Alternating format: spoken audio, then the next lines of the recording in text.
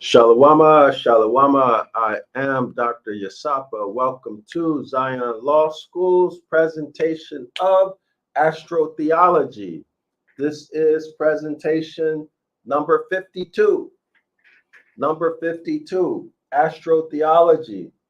Lecture number 2 on Freemasonry, reading out of the book titled The Devil's Pulpit, which is a collection of sermons given in the early 1800s, 1810, 1820, 1830, etc., and compiled into book form in 1857. The link to this book, a free PDF, which I highly recommend that you download that free PDF and print it so that you can follow along. Okay, it's better to print these PDFs. But of course, that's my opinion. That's what I recommend. But you do what you want to do.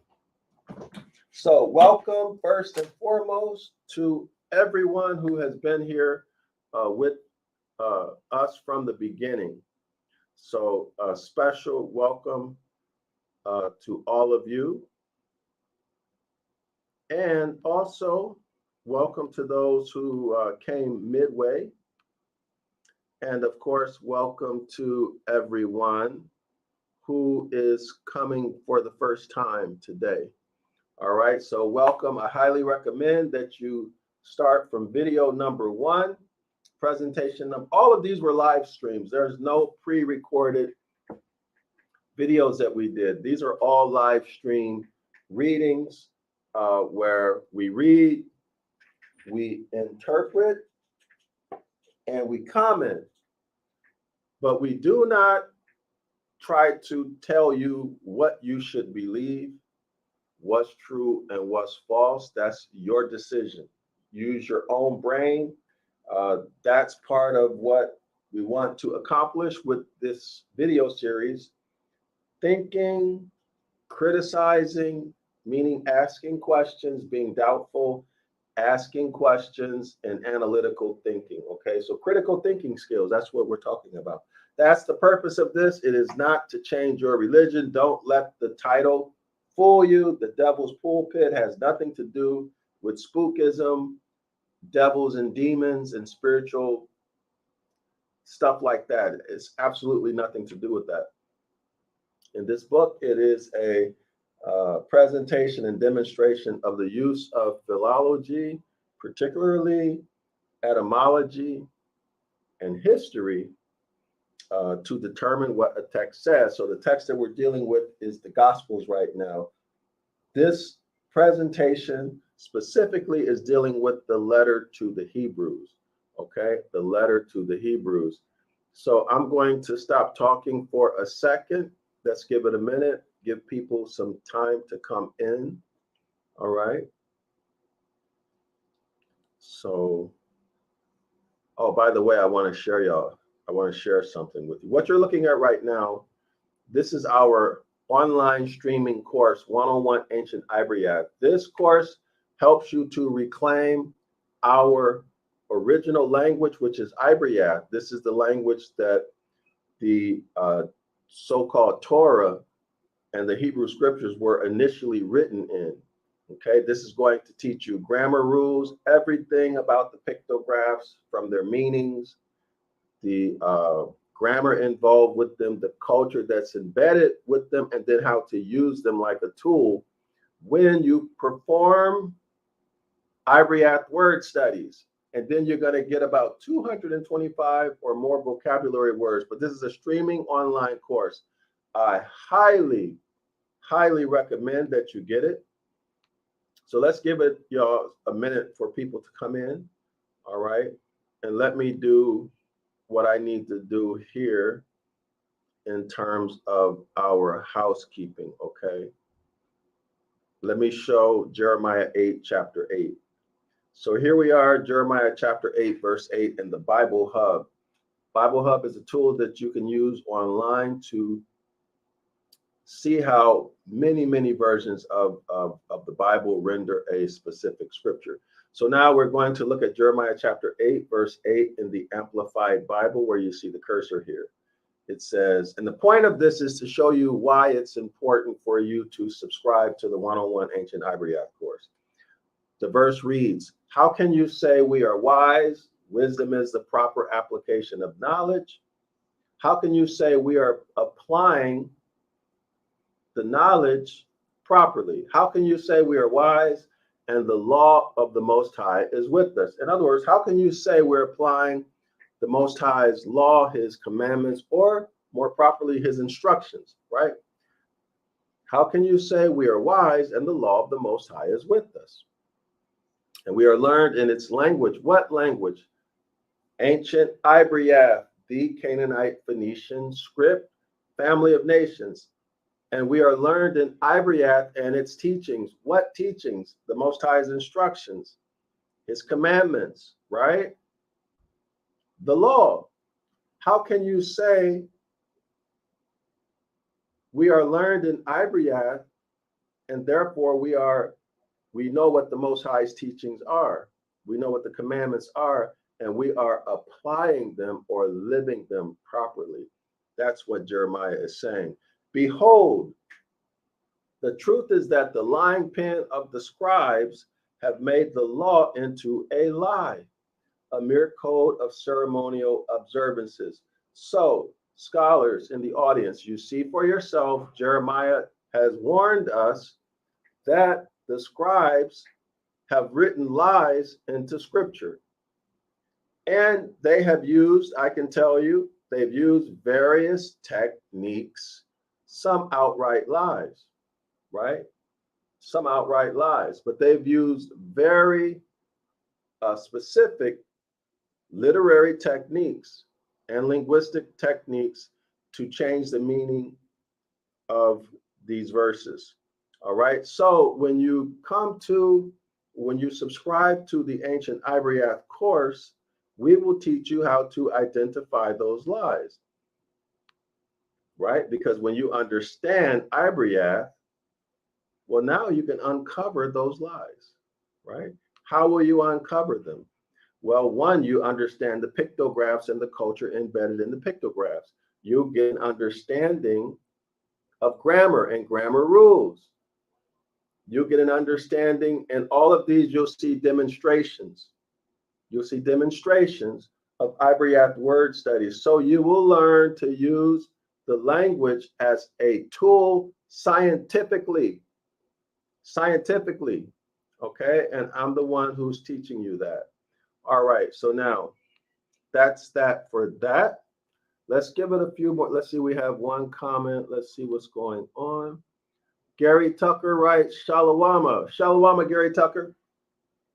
Let's give it another minute or two while some people come in, and then we'll get going right away. All right. Gary Tucker says Shalawama. Okay. Just one more housekeeping thing, y'all. Be patient with me. I have to do this. Okay. So, scholars, you do recall that I would like for you to order as many copies as you can afford for yourself and for your children and for your family and friends. See, they got it on sale again now, y'all. They put it on sale. This is 911 Ibaryath Rescue. This is one of the books that I wrote and we published through Zion Law School. This is the companion book to the 101 Ancient Ibaryath course. It has all of the pictographs and a lot of images.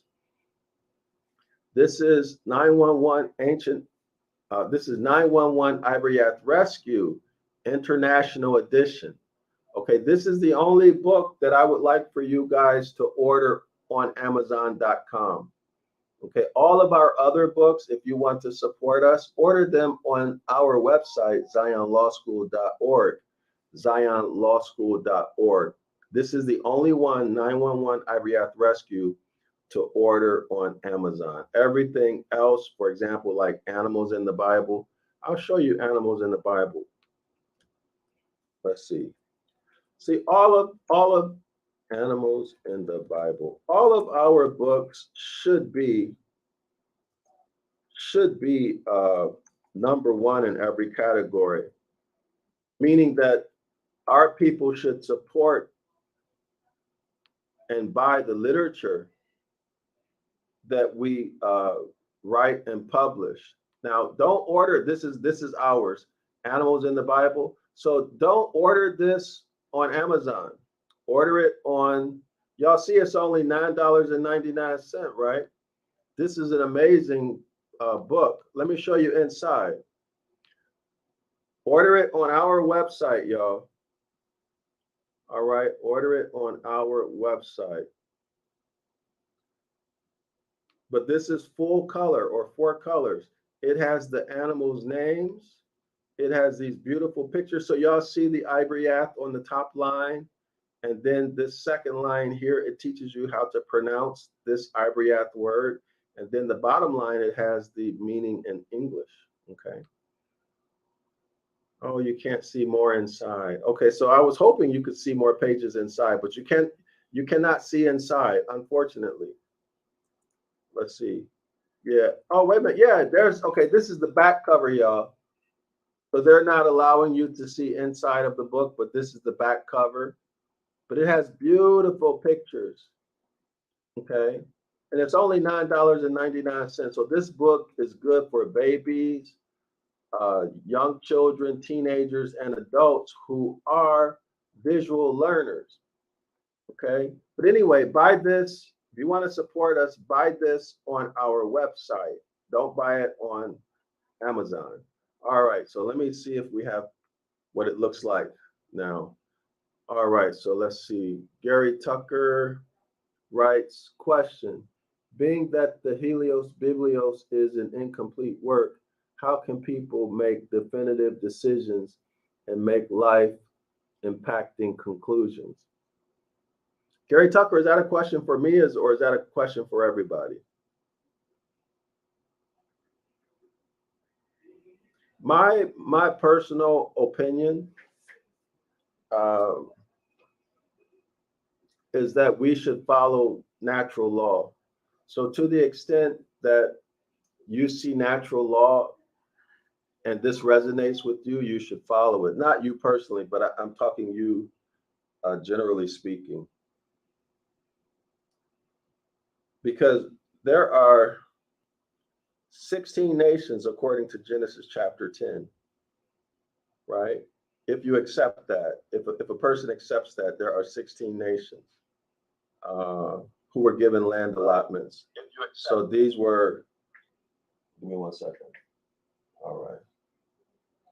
So these are nations or people groups who were given a land grant directly from the Most High.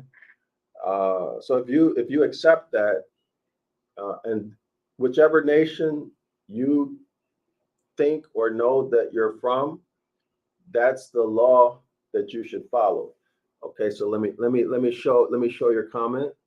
Gary Tucker writes, the question is for anyone.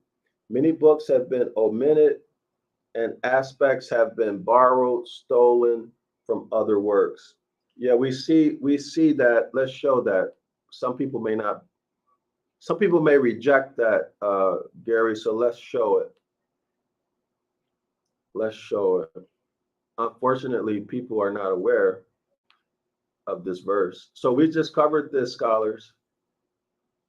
Okay, so Jeremiah is warning us of what Gary Tucker just wrote. How can you say we are wise and the law of the Most High is with us and we are learned in its language and teachings? Behold, the truth is that the lying pen of the scribes have made the law into a lie, a mere code of ceremonial observances. Ceremonial observances, of course, is religion by definition, right? And so what our ancestors did was pull some stuff from here, pull some stuff from there, a little bit over there, and then they incorporated it. That's one of the things that they did, you know, and some people may find that hard to deal with, but that's just it. That's Jeremiah chapter 8:8 for those of you who might want to go research that further. But for those of you in the audience who,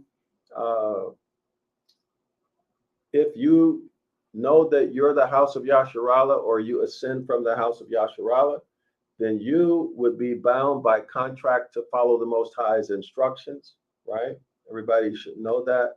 The Mosaic law, the children are also bound to the contract. So you're bound to follow those instructions, and those instructions at essence are natural law. But every nation has their own set of laws, okay? But anyway, let's see, where are we? Where are we? I think we're ready to get started, y'all. So let me get the PDF ready. It will be interesting to see what the others, Gary, how they would answer your question. Hopefully, when they come in, I'll show your question again. I'll try to remember to show your question again if I don't get wrapped up in what I'm doing. So, okay, so let's pull up our PDF. So welcome, scholars. The link for the PDF is in the description area. The link for the 101 Ancient Ibaryath course is also in the description area. The link to the Saturday 10 a.m. Eastern Standard Time course is also in the description area of this video. And the links to about 7 of our books, including Animals in the Bible, are also in the description area of this and all of our astrotheology videos in this astrotheology series. Gary Tucker writes, gratitude, most definitely, most definitely. All right, y'all. So here we go. We're about to get started. Let's see. So we are on lecture number 2 of Freemasonry, page number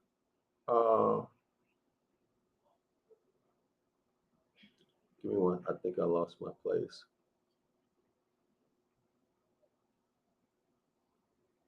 I think it's 256. I pulled my my place marker out, and now I forgot if it's 256 or 257. Give me a second so I can read this. Be patient with me, y'all.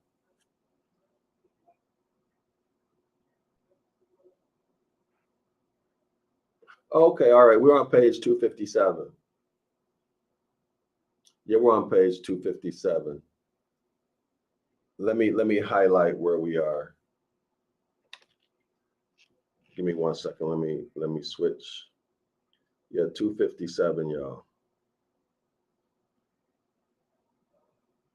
Here we is. Is that right? Let me check that last paragraph. Yeah. Okay. So yeah, we're at so there are. So we're at the highlighted part. Let me get some water before we get started. Give me one second.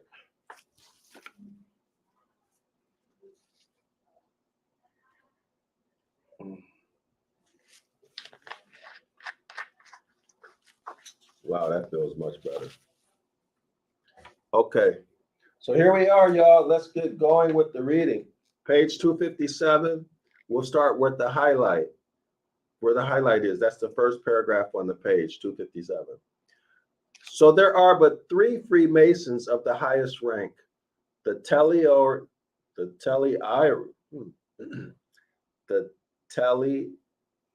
I don't know how to, you know what? Hold on, y'all. I'm curious. I want to find out how to pronounce that. Give me one second, y'all. I have no clue how to pronounce that. Give me a second. Let me pull this up and see how to pronounce this. Give me one second, y'all. Actually, I tried to pronounce it, but I couldn't. Let's see. Leio. How is that pronounced? Let's see if I can find. You know what? Let me share the screen, y'all. Let me share this with y'all. Actually, I've never seen this word before. at least that I can recall. Give me 1 second. Where is it at?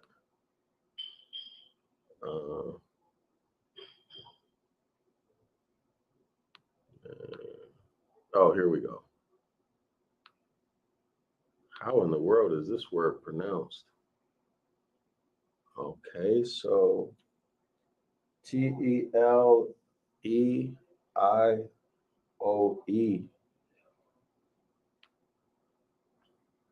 Okay, Biblical Encyclopedia. Let's see if they have something to pronounce this. No. Oh, okay, so it's a name for early Christians. So I see Telly, but how do you pronounce this?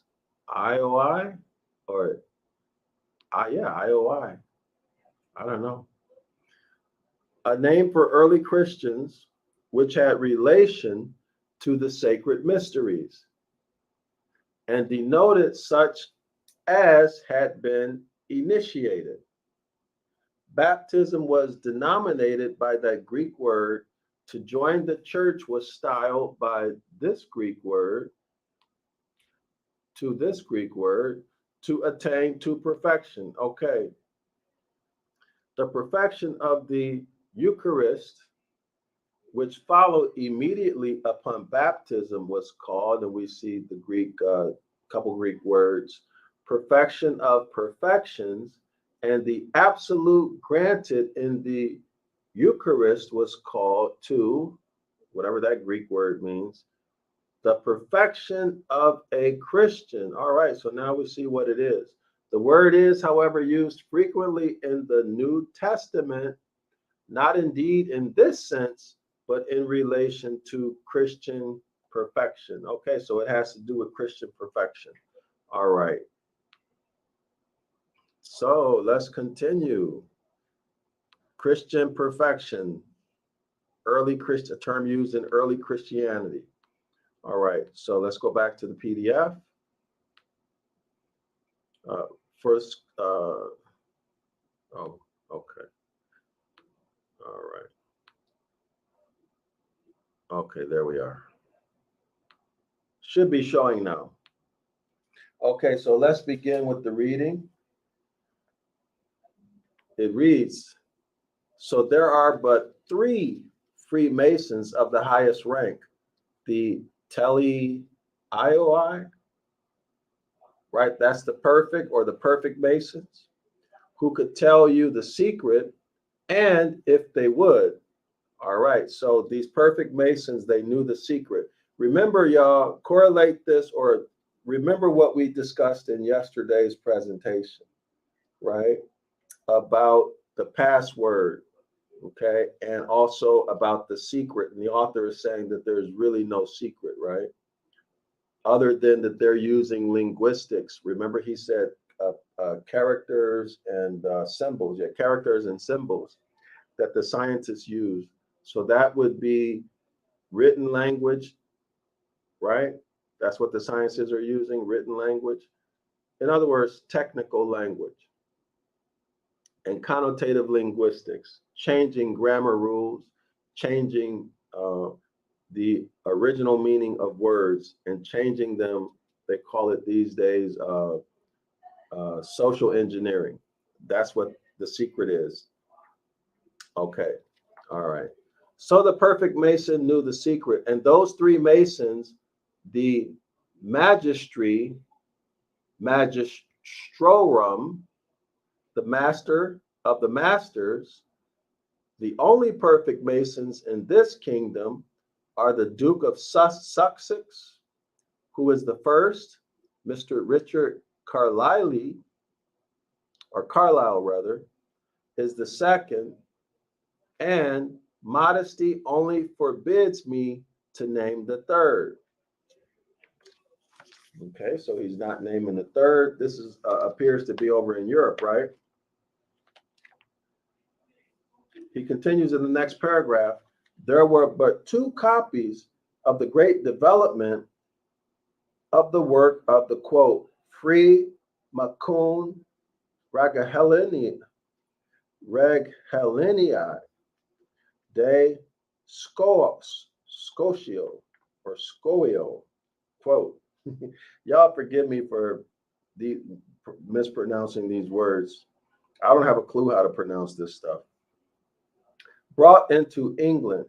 And of those two, the Duke of Sussex has the one and I have the other. Okay, so the Duke of Sussex has one secret, and Robert Taylor, who's the author of this book, has the other secret.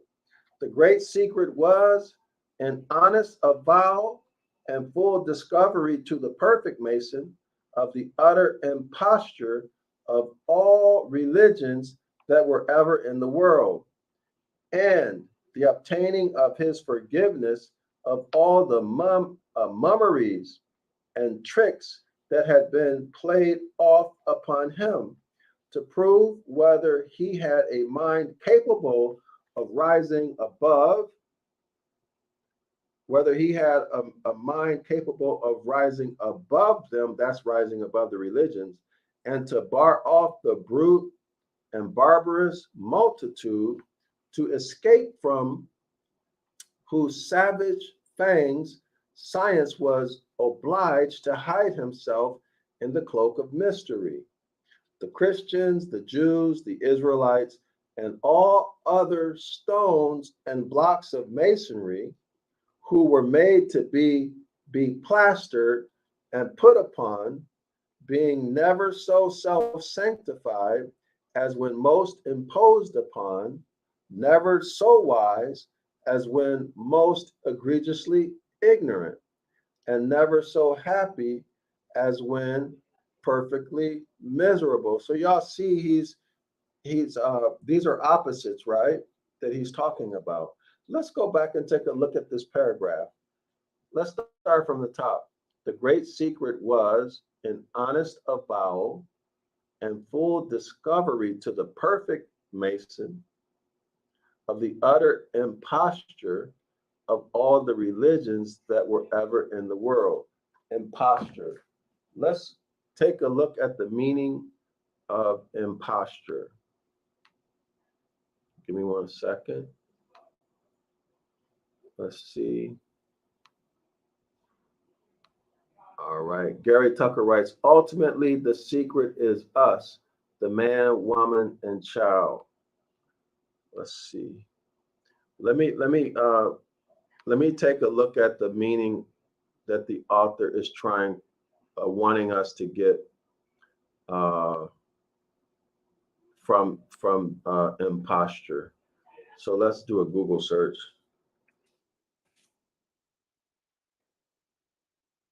Let's see, what is he? The act, imposture, the act or instance of engaging in deception. Okay, so it's what I thought it was. Under an assumed name or identity, the act or conduct of an impostor. Deception practice, usually under a false or assumed character. Fraud or imposition, in imposing or putting in position or in imposition that which is imposed or laid upon. Let's look at the etymology, see if we get anything else. See if we get anything else from it. All right, imposture, act of willfully deceiving others, coming from the 1530s. All right, 1530s.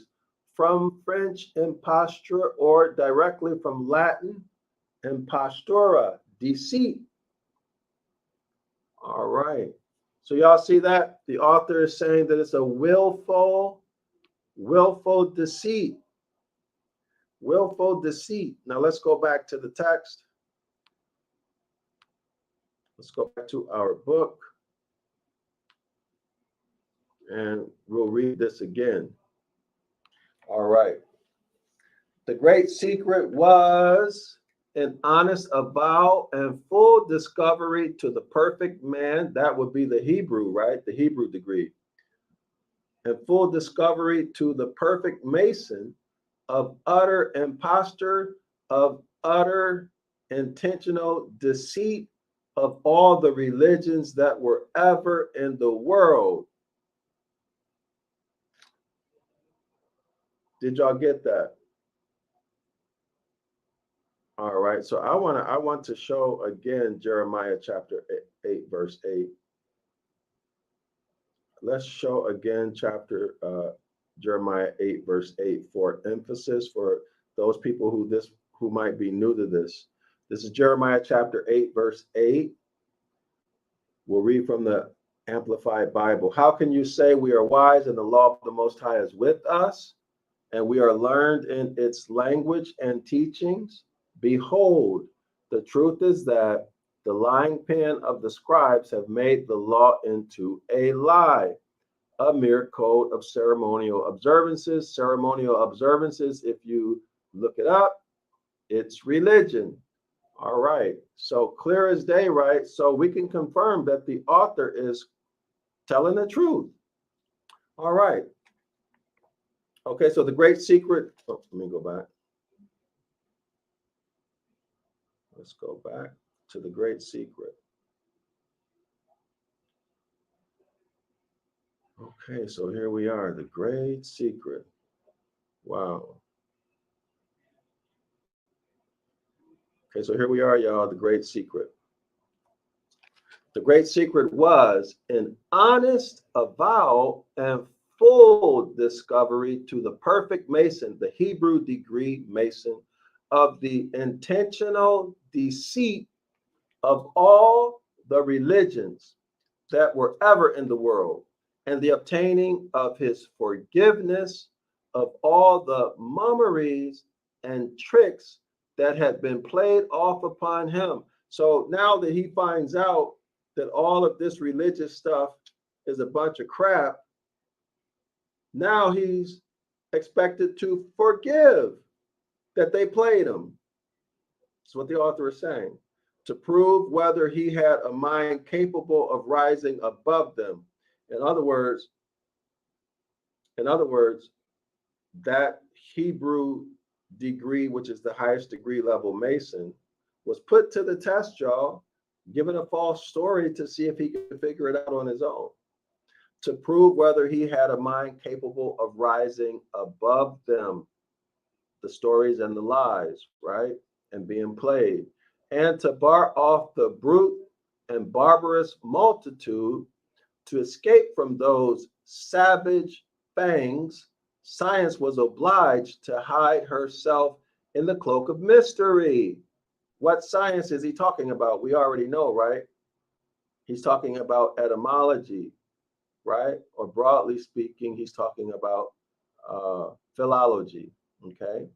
The Christians, the Jews, the Israelites, and all the other stones and blocks of masonry. So that would be the degrees, right? The degrees of Freemasonry. And all the other degrees of Freemasonry who were made to be plastered and put upon, that means led astray and lied to, being never so self-satisfied as when most imposed on. Okay, in other words, they're happy when they're imposed on. They're happy when they're put in uncomfortable situations. Never so wise as when most egregiously ignorant. In other words, they think they know something, but they don't know anything. They're a fool, like a lot of these religious people and religious leaders, especially Christians and Hebrew Israelites. And never so happy as when perfectly miserable. So in other words, Freemasonry took their mind and twisted it, right? Took their mind and twisted it. This is what the author is telling us. This could pass through the dark, quote, chambers of imaginary, end quote. Into the bright hall of science and truth. We know what the science and truth is. It's philology, right? And also astronomy or astrology, right? And I also meant he also meant that too in the paragraph that we just read. I just didn't mention it. Okay, the science, okay, and truth. What's the truth? The truth is the natural law, y'all. The truth is the natural law. They would, as they do, stumble at the word, the password. And what word could that be but the word of salvation? the word which every Christian has 1,000 times seen in Roman letters over every representation of Christ upon the cross? That's a question, y'all. The Christian Tetragrammaton. So this is interesting. Here we are, y'all. Y'all see this? The Christian Tetragrammaton, capital I, capital N, capital R, capital I, consisting of 4 letters, I, N, R, I.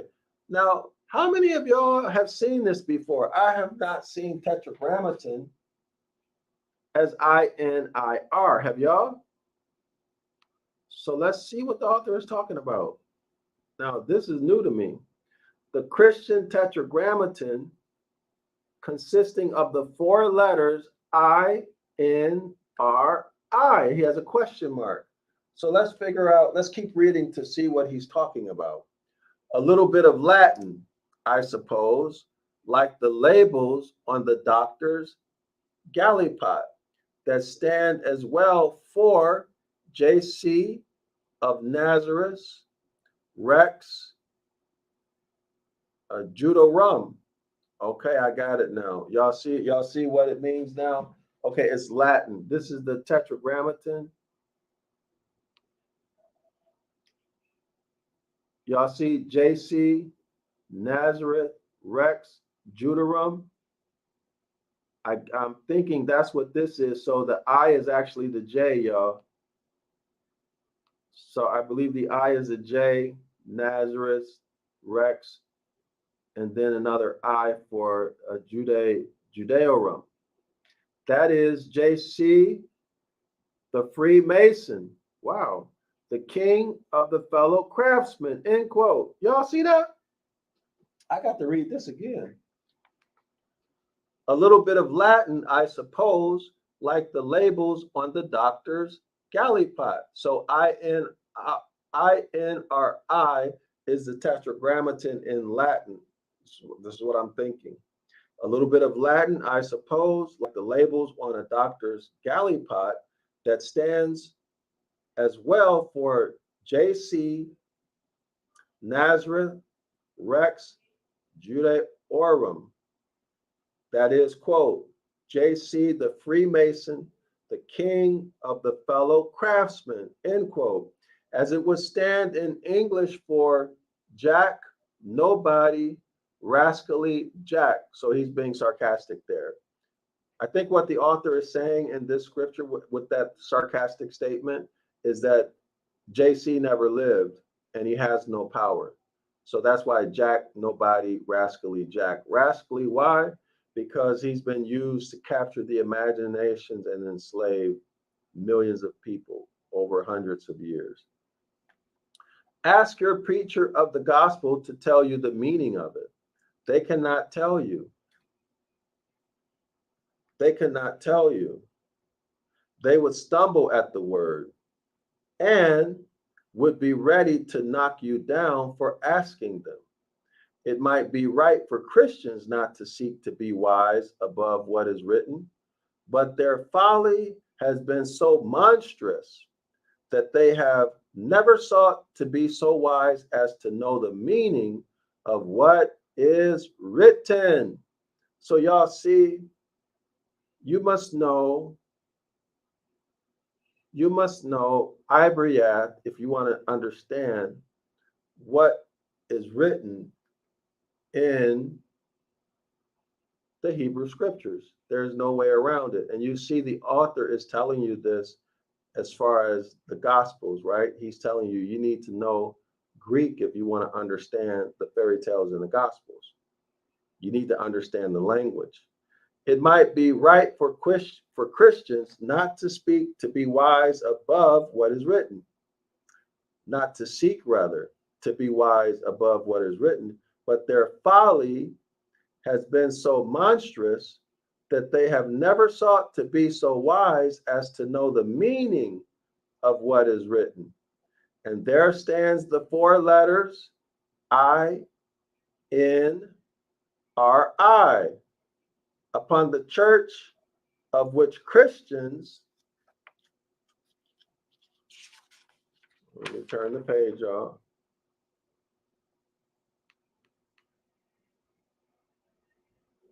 Okay. Upon the church upon which Christians know no more the meaning than they do the meaning of the caving of a crow upon the steeple. All right, so let's keep going. Let's see what he's trying to tell us here. Those letters are the initials of the 4 passwords to the higher grades of Masonry. Let me highlight this, y'all. Let me highlight this for y'all. So here are the passwords. Okay, so the author did say he did not stumble on the word, didn't he? He said he didn't stumble on the word, and he's sharing the secret password with us. These letters are the 4 passwords of the higher grades of Masonry. So the passwords they're calling tetragrammaton, Iami, Nor, Ruach, Ibesco, which signify the 4 elements: water, fire, air, and earth, over which the 4 archangels were imagined to preside. So in other words, y'all, there's an archangel that's presiding over water, an archangel presiding over fire, an archangel presiding over air, and an archangel presiding over the earth. Y'all got that? Whose names are passwords in Masonry. As Darrell-El, Maran, Tarluid, and Forlock.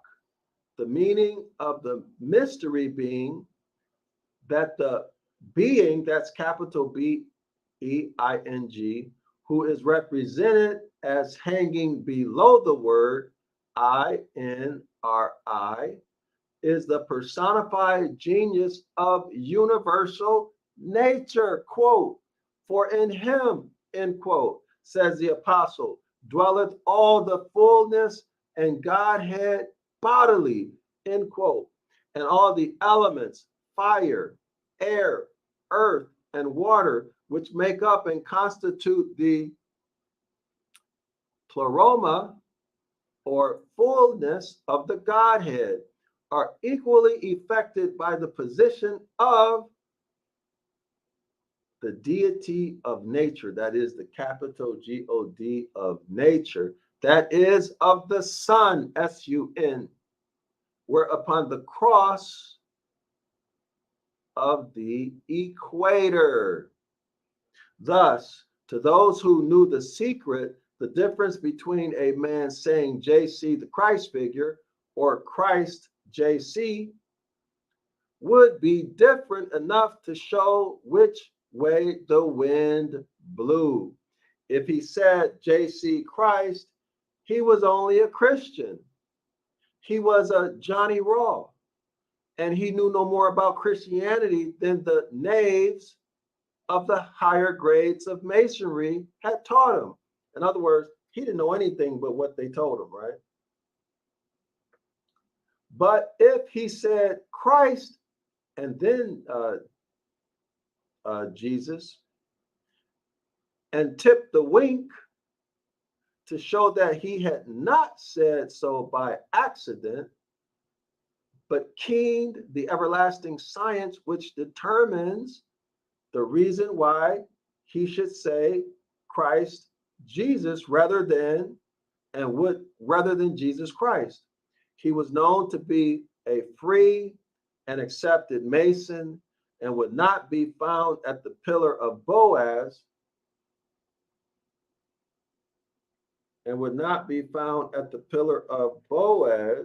Give me 1 second, y'all. I lost my spot.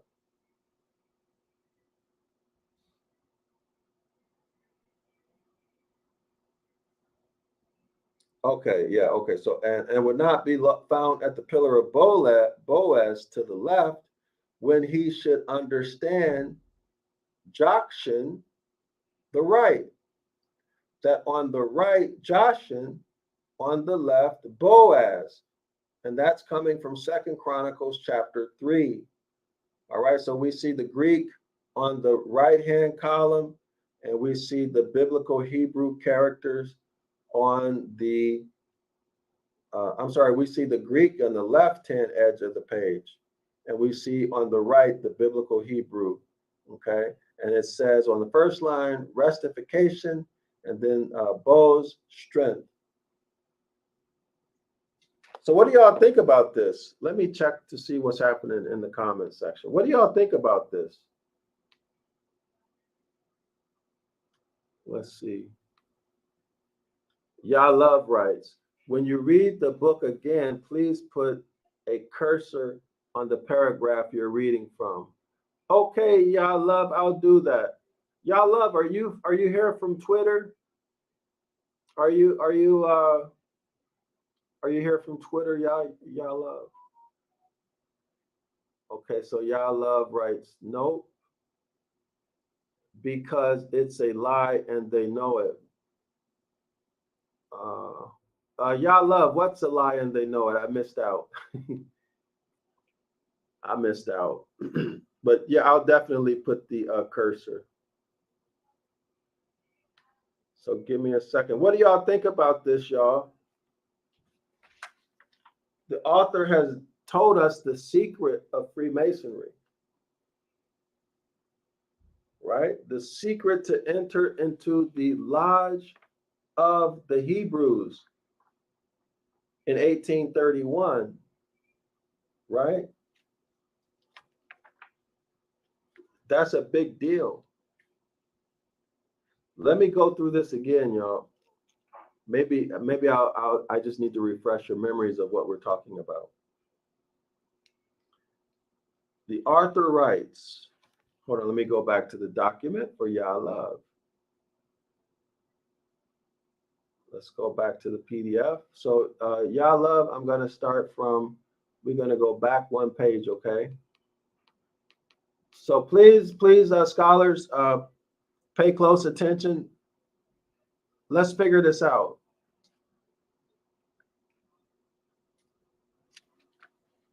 So I'm going to start reading y'all love at the highlight, okay? The Christian Tetragrammaton, INRI, consisting of 4 letters. And then he has INRI with the question mark. Okay, so we need to be asking, what does he mean? Because we know that INRI is not the Hebrew Tetragrammaton, right? It continues. A little bit of Latin, I suppose. That's the INRI. It has to be Latin, right? He thinks. Like the labels on the doctor's gallipot that stands as well for Jesus, Nazareth, Rex, Judaeorum. I don't know how to pronounce that. That is, quote, Jesus, the Freemason, the king of the fellow craftsmen, end quote. As it would stand in English for Jack, nobody, rascally Jack. Okay, so the author is being sarcastic again. JC never lived, that sort of thing, right? But he caused a lot of trouble. That's why he's a rascal. Okay. Jack would be because of the time of the year, I believe. Remember the astronomical relationship to the word Jack and Jack Frost, y'all will remember from maybe 100 or 150 pages ago. Let's continue to the next paragraph. We're here, y'all love, where the highlight is.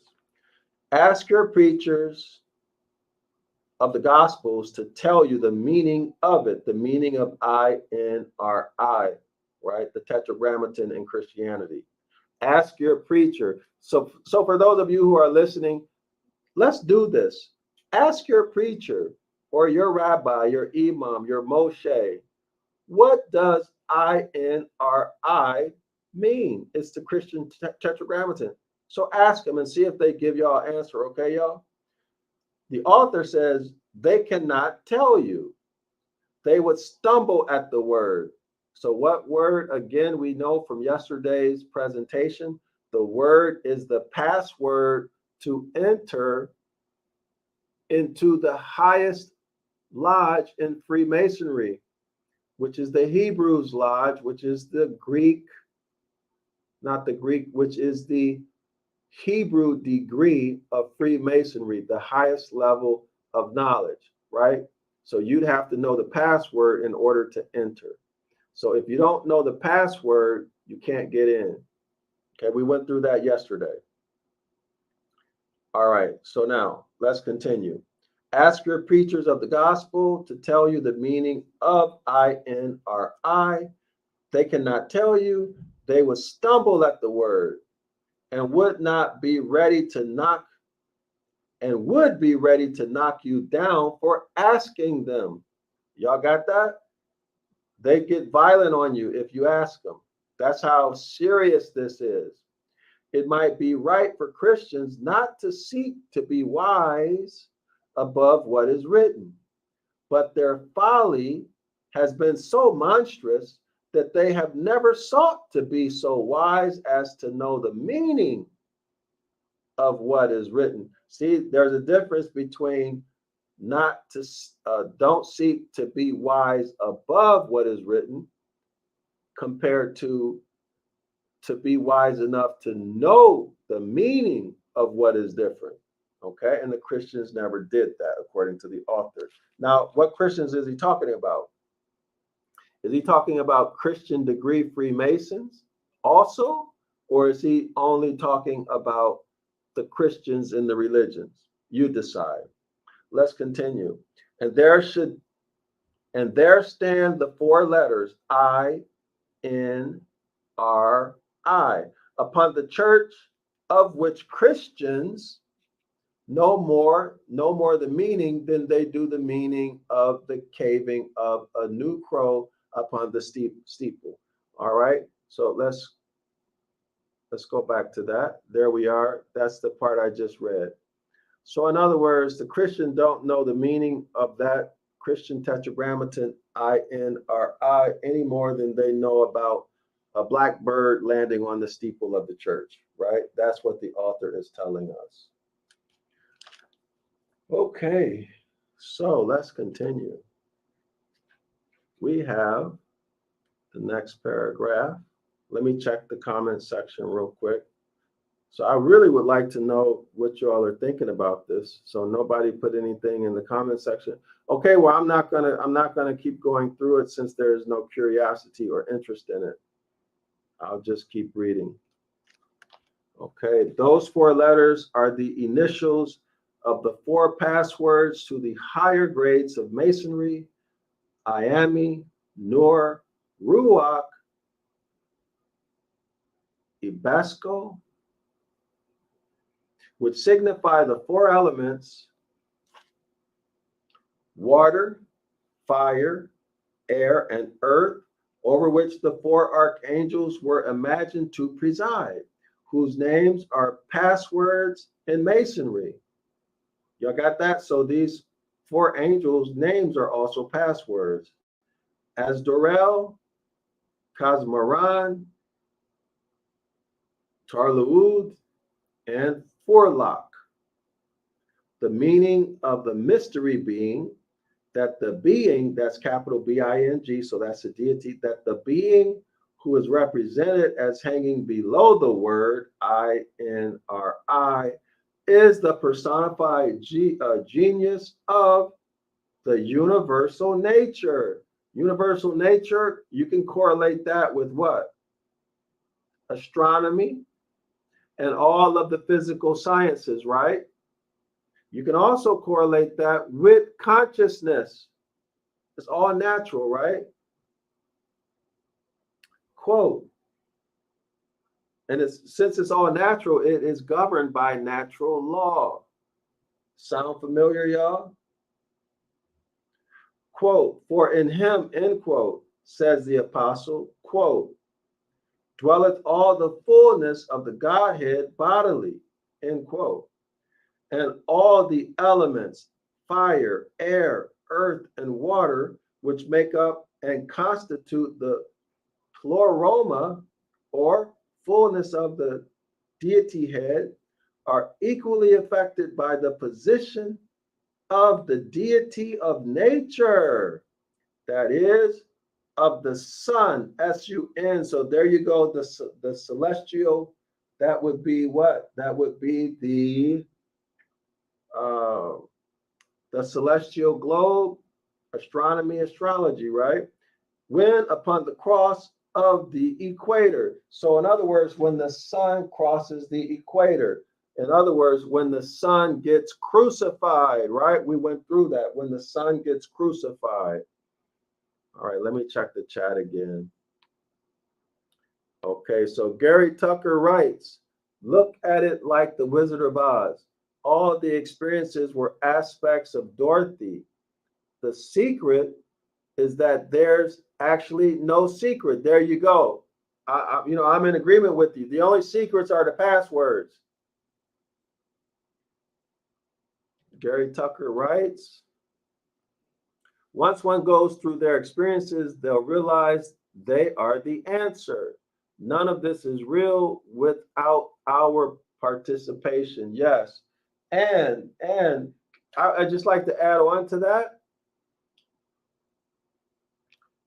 that at some point, a sound-minded person will wake up and see that religion, Jeremiah chapter 8:8, that these religions are not real. And then they would direct their attention to natural phenomena. And that would be how they introduce themselves to the Most High, because they would then begin to acknowledge and recognize and follow natural law and learn about nature, because that's the whole system that the Most High set up, and we're a part of that system, and we're our own saviors. All right, so let's see, what else can we find? What else can we find in here? Give me a second, y'all. Hold on. I'll only be 1 second. Hold on. All right. All right. I'm back. I had to open my door for a second. Okay, so let's continue. Let's go back to the text. Give me one moment, please, and I will continue. All right. So next paragraph. The highlighted part right there. But oh, cry me. Listen to this, y'all. I think this is a brother for sure. But oh, cry me some of the Freemasons of the lower lodges. Quote, we have been initiated. We are regular members. We have gone through all the ceremonies, and we never heard anything of the sort, end quote. I know ye never did. Ye have kept the secret very inviolably. I give ye infinite credit for your fidelity. You have been very faithful, sirs, I know. You never told what you did never know. But I must tell you, sirs, the secret of the capital L-O-R-D is with them that fear him, and he will show them his covenant. Let me read that again because it's italicized. But I must tell you, sirs, the secret of the capital L-O-R-D is with them that fear him, and he will show them his covenant. Isn't that interesting that he says that he will show them his covenant as if they don't already know it?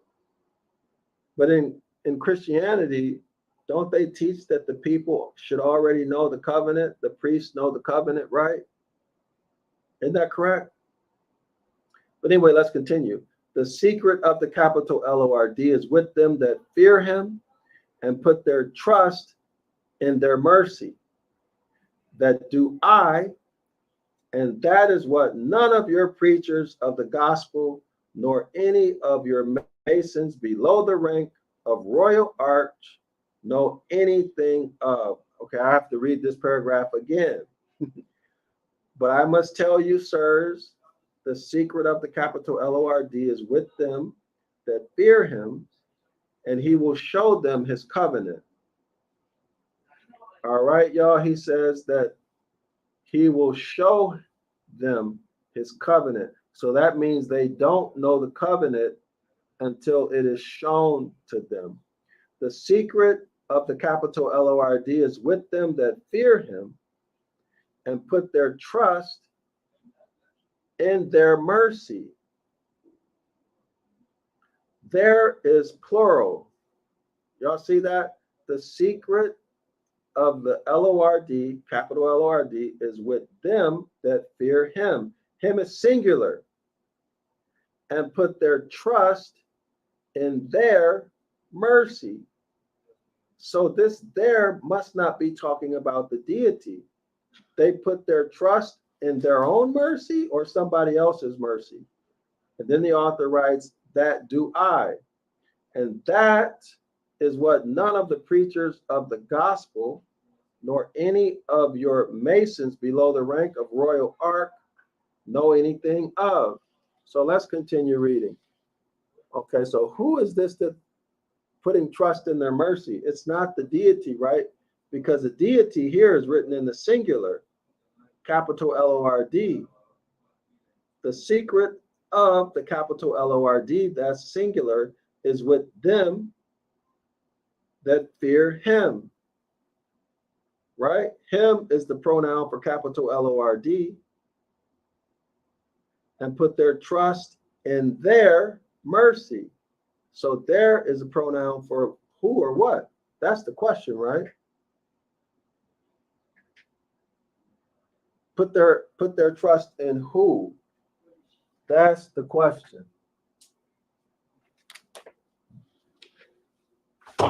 That's what I want to know, y'all. Put their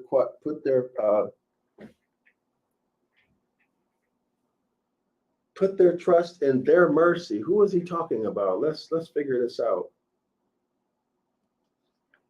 Okay, I can say with holy Job, quote, I have made a covenant with mine eye. Why then should I think upon a maid? That's Job 31. 'Tis Arabic, 'tis Shem, Hemiforesh, 'tis abracadabra to you. Go ask any preacher of the gospel to give you the meaning of it. Not one in all this priest-ridden and priest-insulted metropolis would ye find who was not as ignorant of the meaning of it as a horse. Go tell your, quote, thrice puissant, illustrious, respectable, and worshipful Adoniram, end quote, that I can tell the meaning of it. And if he can tell it himself, he will admit that he who can do so has discovered the great secret of the royal arch. Let me check the comments before I go further. Okay, so no comments. Oh, what's going on, y'all? Are you all understanding the text? Do I need to do it more explaining? Let me know. Let me know.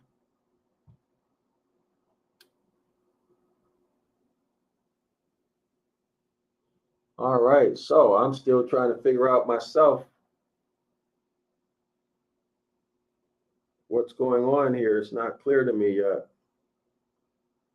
I mean, it's clear. The only thing I'm not clear on is this over here where the highlight is. It says they put their trust. It says, and put their trust in their mercy. Are they talking about their own personal mercy, or the mercy of some other human, or mercy of some deity? That's what I'm trying to figure out, y'all. I understand this part about the covenant.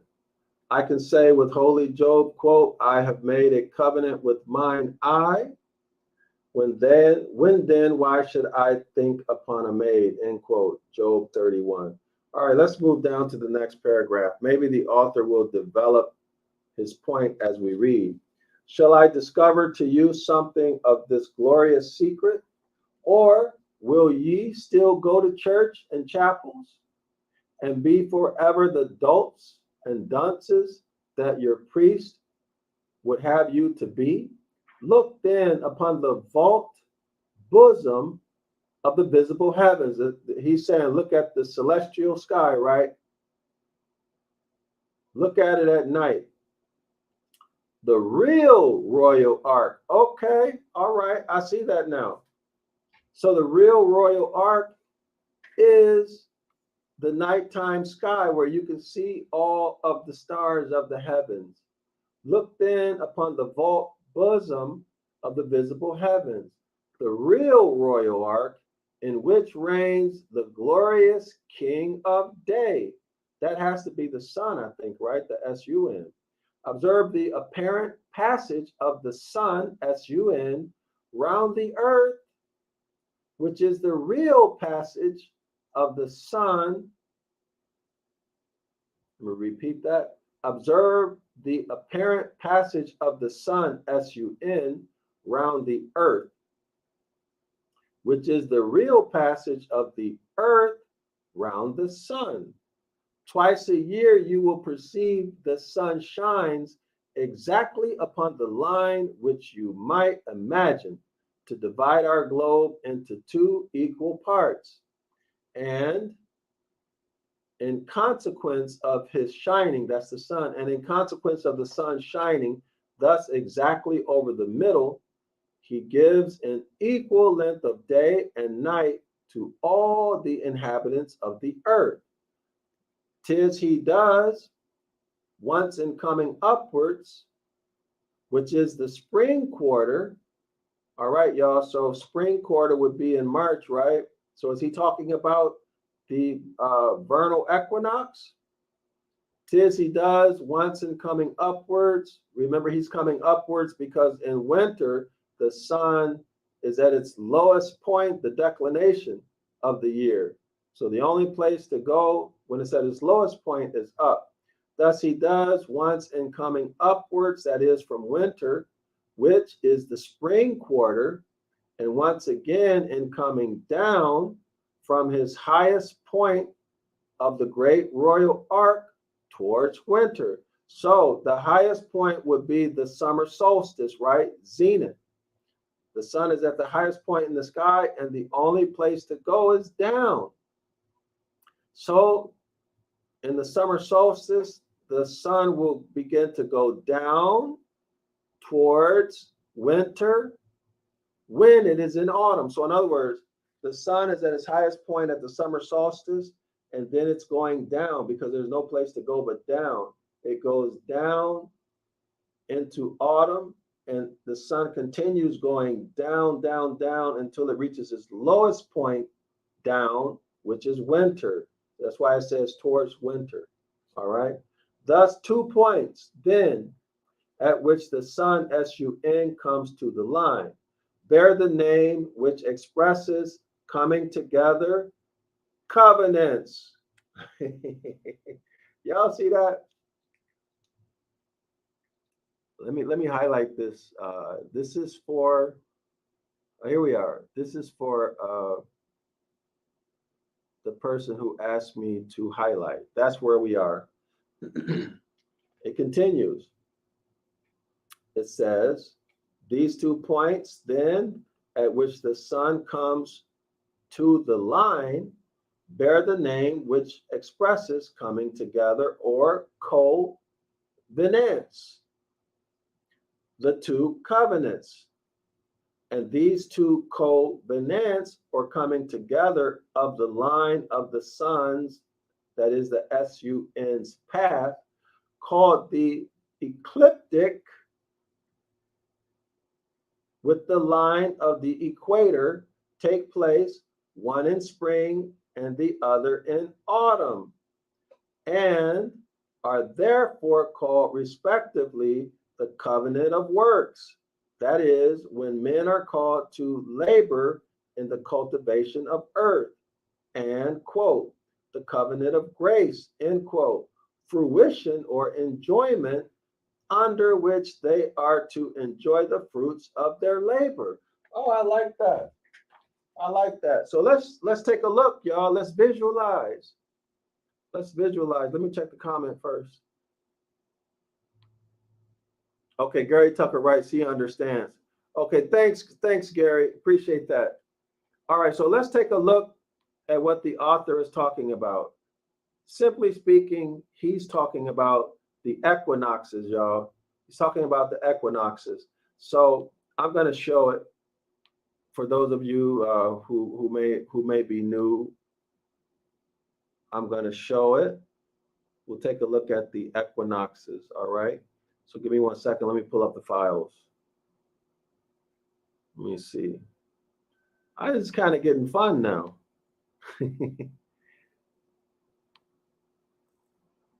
I like what he's doing. I really like what he's doing, the way he presents his information. Sometimes he can be long-winded with the way he writes, but when you finally get it, it's nice. I like it. So let's take a look at what this is. Sometimes it takes some work to figure out what he's doing, but it's worth it. All right, so let's see. Let me show this image for you all.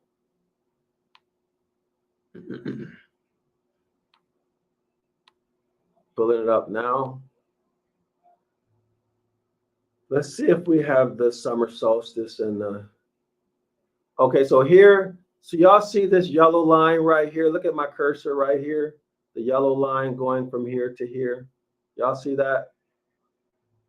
See that? So at the bottom, we see March 21st, equal length of day and night, intersection of the ecliptic and celestial equator. So this yellow line is the ecliptic, right? This is the ecliptic, the orbit of the sun. All right. March 21st, the ecliptic crosses the celestial equator. So this orange line or this orange disc, this is the celestial equator. All right. In springtime. Well, no, that's not correct. Just this is the celestial equator. Okay. Now you see the eclipse is crossing the celestial equator. Y'all see that? All right, this is the point we're interested in. So on March 21st, this occurs. All right. So now this is the vernal equinox, this straight line here. So here in March 21st, equal length of day and night hours, right? Okay. Equal length of day and night hours. It reads here 0 point of hour circle. This is the vernal equinox. So in the springtime is when you would begin to work and harvest, not harvest, but work your garden, work your farm, right? That's when you would begin to work your farm. Now, this straight line right here, this is September 23rd, and it's again equal number of daylight and nighttime hours. Okay, April 23rd. So now this autumn equinox is when you would begin to reap the harvest, right? So in other words, you're putting your labor in March 21st, right? You're planting, you're plowing, you're doing all of that stuff from March 21st. Why? Because the snow has melted. You can finally get out and you got to replant everything or do whatever you're going to do on your farm. And then in August, this is where you're going to pick your corn, your other vegetables, right? You got to harvest.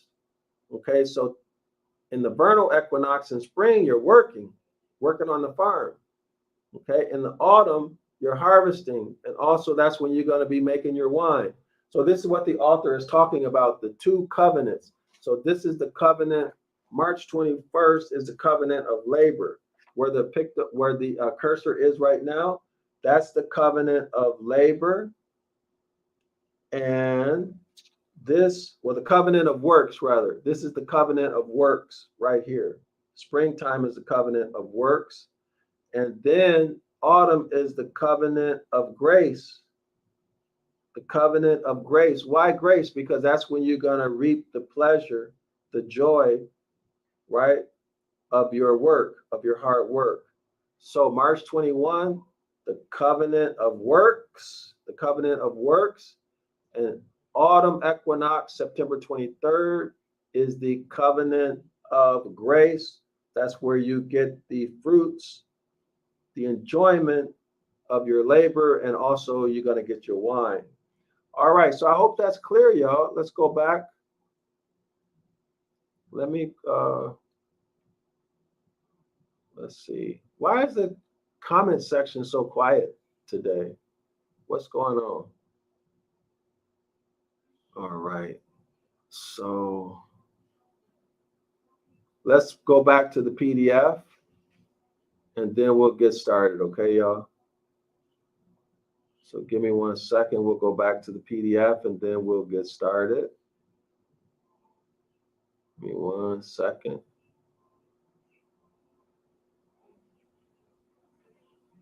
All right.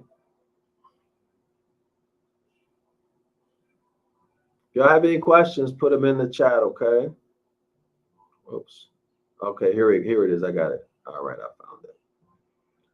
All right, so we see these two covenants. The covenant of works, that is when men are called to labor in the cultivation of the earth, and the covenant of grace, fruition, or enjoyment. So the covenant of grace, the covenant of fruition, or it can be called the covenant of enjoyment, under which men are to enjoy the fruits of their labor.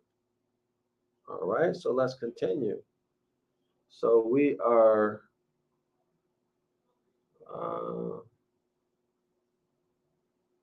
let's see, we are here. Yeah, the highlight, that's where we are, the highlighted part right there. So the coming together. Now that was the coming together of that line, right? That we looked at that connects the vernal and the autumn equinoxes. That's the two covenants. The coming together in the spring quarter took place when the sun is seen to be in the group of stars called the Lamb, right? That's the Lamb of capital G-O-D in the spring, right?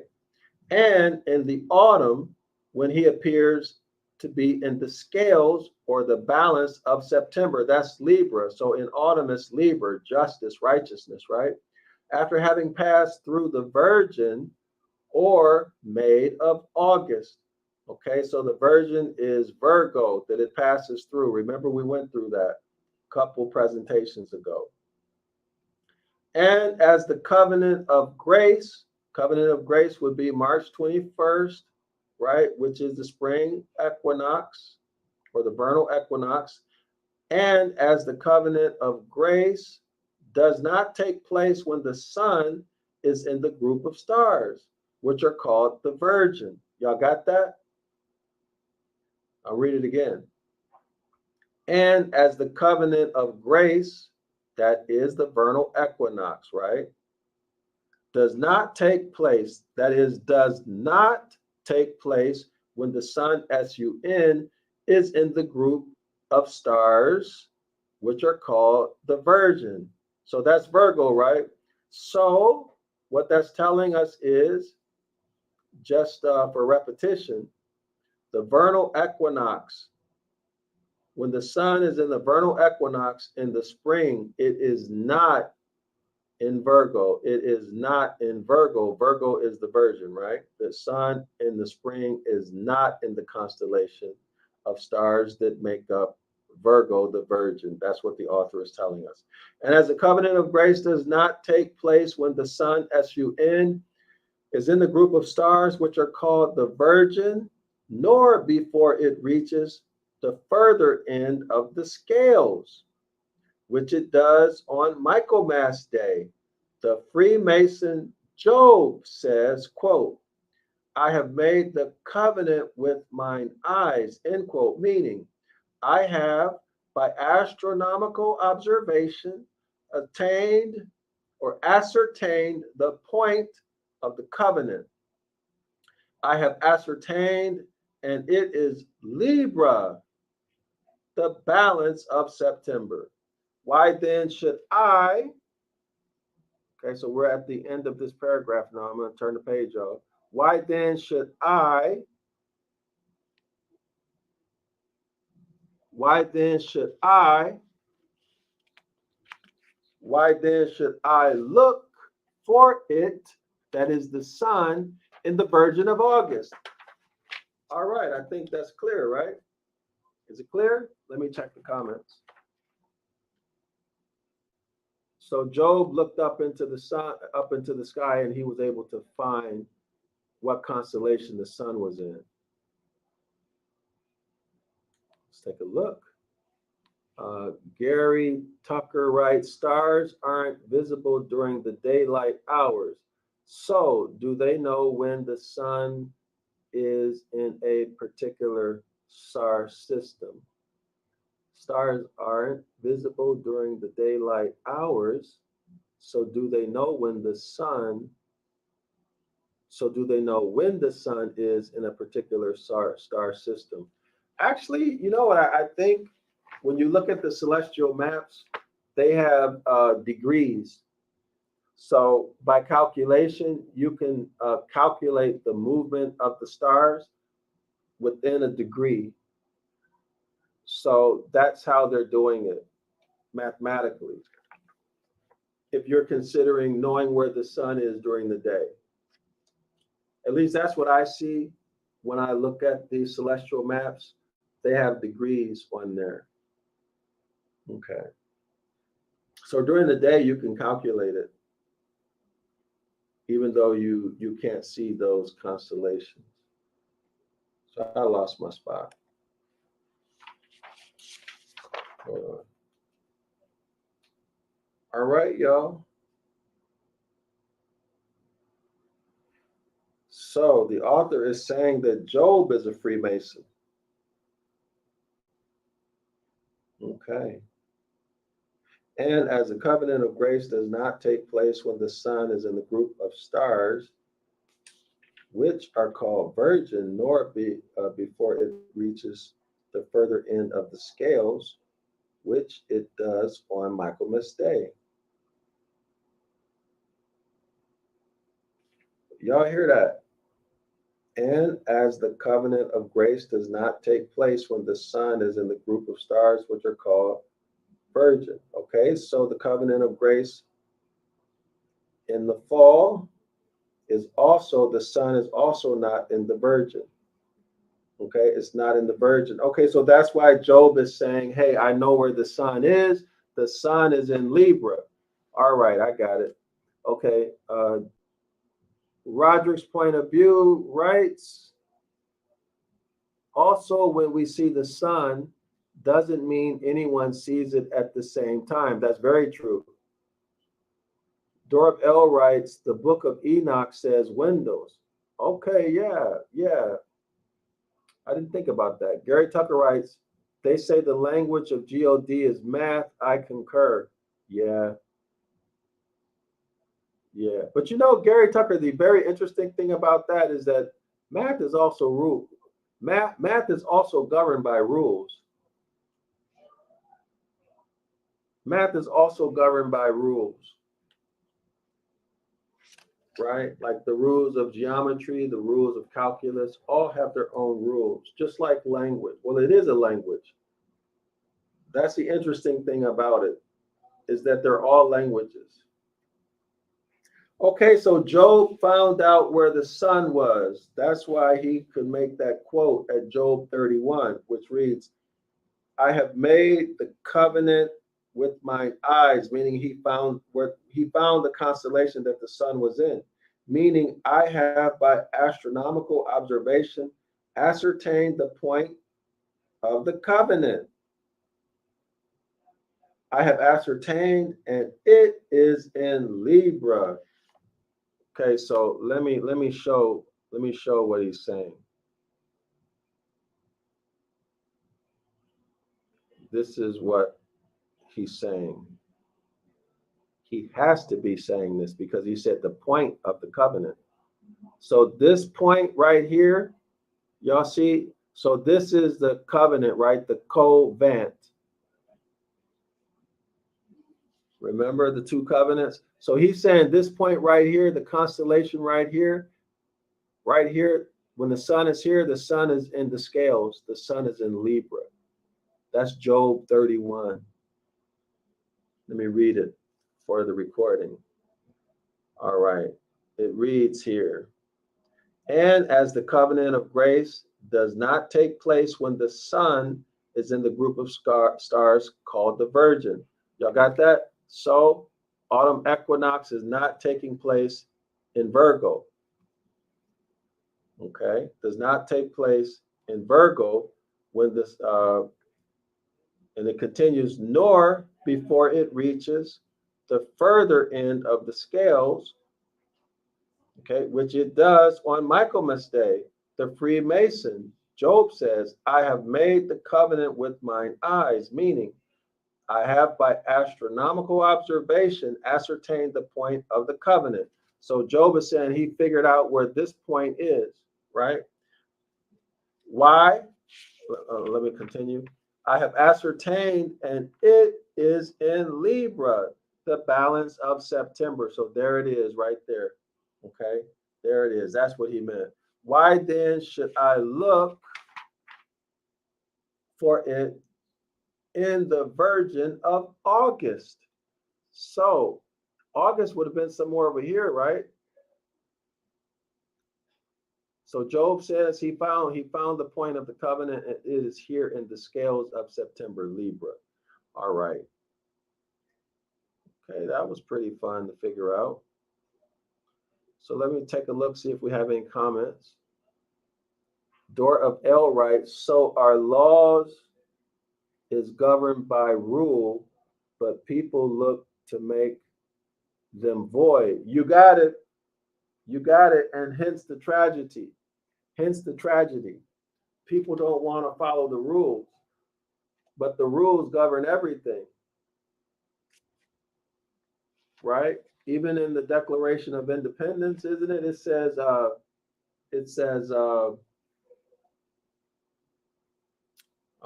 it slipped my mind, y'all. What did it say? It says nature's law and nature's God, right? Everything is governed by rules, principles. But when people ignore them, i.e., follow religions, when people ignore nature or natural law, they crash into a wall. They're swimming upstream, so the current is definitely going to take them down. Hence the suffering. Hence the suffering that people experience in life because they're ignoring natural law. The rules of living, right? The rules of living. Okay, so I don't know, Darrell-El, is that the point you were getting at? Hold on, y'all. Let me find my place here. Okay, yeah, I'm on the right page. So we're on page 260, y'all. Page 260. Let me go back to the PDF and continue with the presentation. All right. So let me check. I think I saw another comment. Let me go to that before I start reading. Okay, Darrell-El writes yes. All right. Good.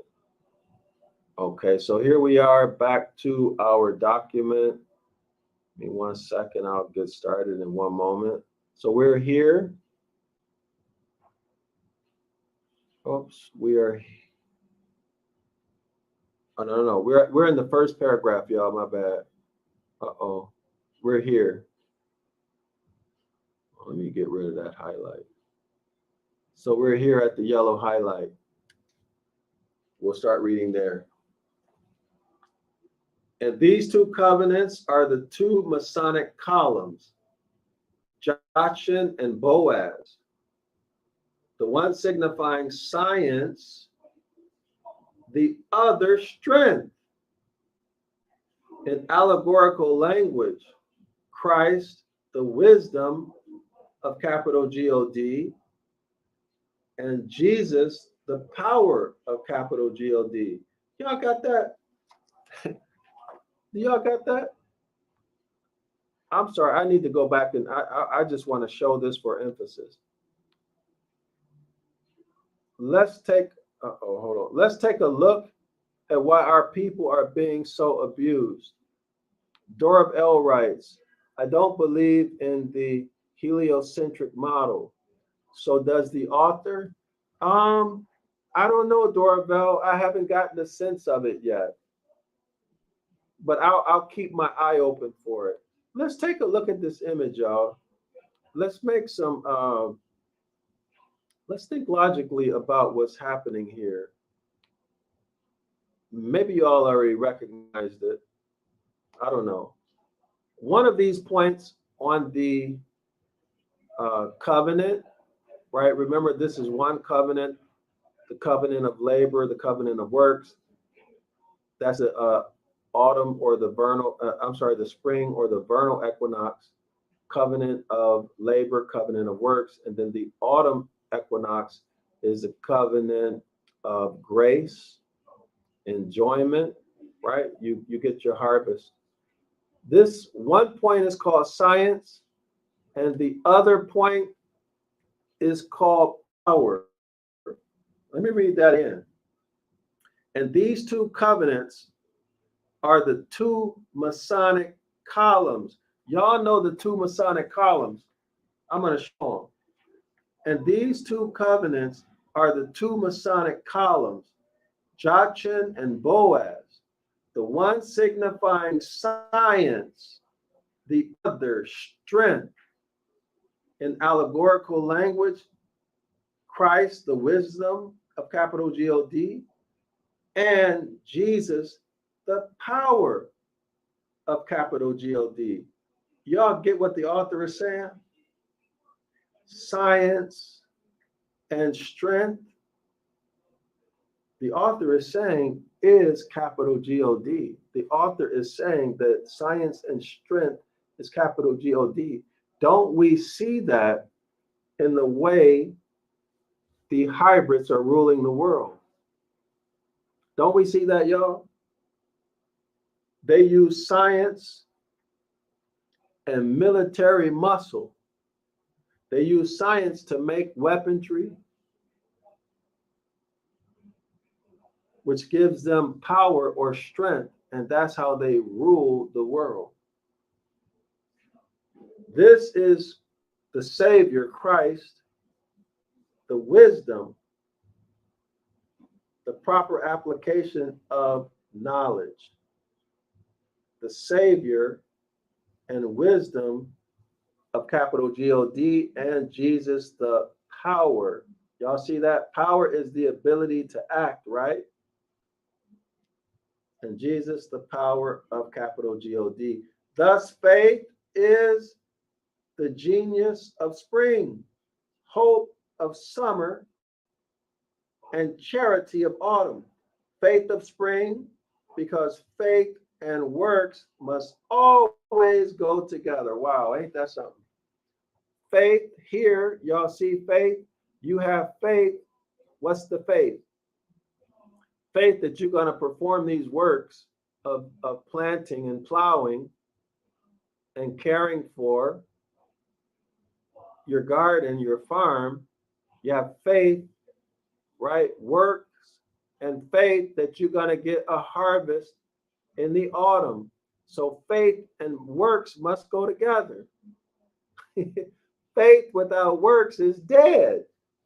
In other words, you have faith that there's going to be a harvest in the fall, but if you don't work your field, plant, and all of that stuff, you're going to be dead. You ain't going to have food for the winter to survive the winter. Y'all got it? Now, let's take a look at something else. Let's look at these Masonic columns. Let's take a look at the Masonic columns, okay? Let's do a Google search. Now, y'all saw the line right there, right? Everybody saw the line. Let's take a look. All right. So let me type this in. So Jachin and Boaz. So Masonic columns, Jachin and Boaz. And we'll look at pictures, okay? Now, don't y'all see, now tell me y'all, do y'all see Hebrew Israelites with these images in their pictures? Tell the truth. Do y'all see Hebrew Israelites with these columns, these Masonic columns in their pictures? I know I've seen them, plenty of them. Y'all see these? And if you haven't seen them, you will start to see them now. And here is the checkerboard floor that you saw in GOC, not GOCC, I'm sorry, not GOCC, Israel United in Christ. I remember a couple years ago, they did a music video and they had the checkerboard floor in their music video, right? Now, isn't that odd that they would have a checkerboard floor? Give me 1 second, y'all. I think I made a mistake and stopped the share. Darrell-El writes, pillar of Hercules, yes. So let me show that again. Give me 1 second. Can y'all put a 1 in the chat if y'all have seen Hebrew Israelites with these pillars in their pictures? I've seen camps, the camps with these pillars, these 2 pillars in their pictures. All right, so this is Jachin and Boaz. And one is called, this is science. And this other one is power. And it represents, let's go back. Let's correlate this, y'all. Let's correlate it to the celestial heavens, okay? Here's the correlation. Here's the correlation. That's this pillar. Y'all see 1 pillar here? Okay. Imagine this pillar stops, or this line stops at the earth. That's 1 line, 1 pillar. And then here's the other line, or the other pillar. So this point would be power, and this point would be science, or vice versa. Y'all got it? This line is cut in half, right? Or broken by the earth, and so you get 2 pillars, Jachin and Boaz. Science and power. Okay, now we understand their behavior, don't we? Let's see. Let me look at some of these comments. Okay, Roderick's point of view writes, the Vatican also has a checkered floor. Yes. They're the top of the dark priesthood. Darrell-El writes, even the celebrated pillars of Hercules may be readily concerning the names of the pillars. The Egyptian ones seem to refer to the Masonic pillars. Yes. Because remember, y'all, this started off innocent, right? Started off innocent. Good intentions. Gary Tucker writes, of course, the founders of the Hebrew Israelites were Freemasons. Roderick's point of view writes, I've seen those 2 pillars, 1 at each end of a scroll, So I have seen the Israelite people with those on the ends of scroll. That's a good, I never thought about that. It's a good point, Roderick. Good point. Never thought about that. Let me see if I can search some pictures of Hebrew Israelites, y'all, to see if we can find some. Because I mean, this is for me. I don't know what y'all think, but this is telling, very telling. I hope I can find those images.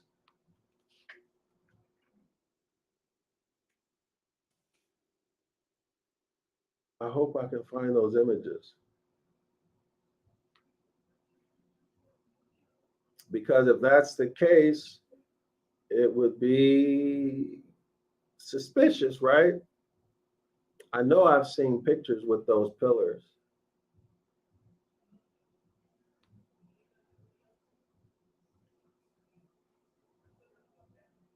Let me see.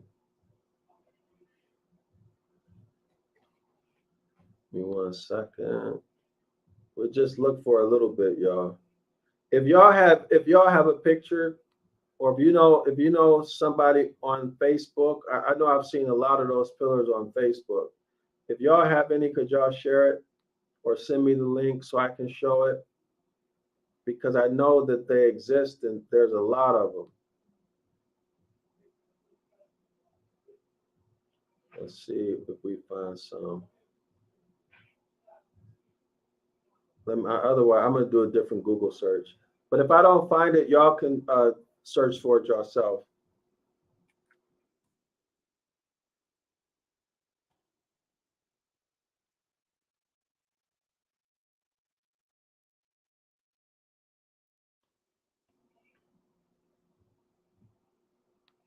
Let's see.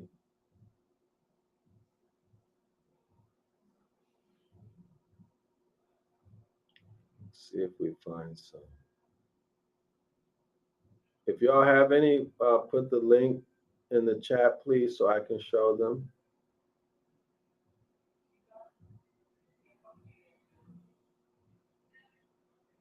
Let's see. Otherwise, we'll move on. But I do know they exist because I've seen them 1,000 times. I used to wonder why they're taking pictures like that. All right, let's try one more search term, y'all. Let's see.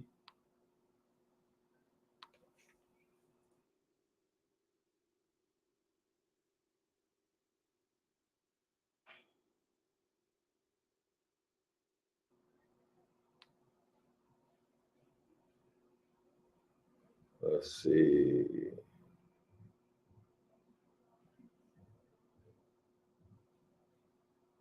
Okay, I don't see anything.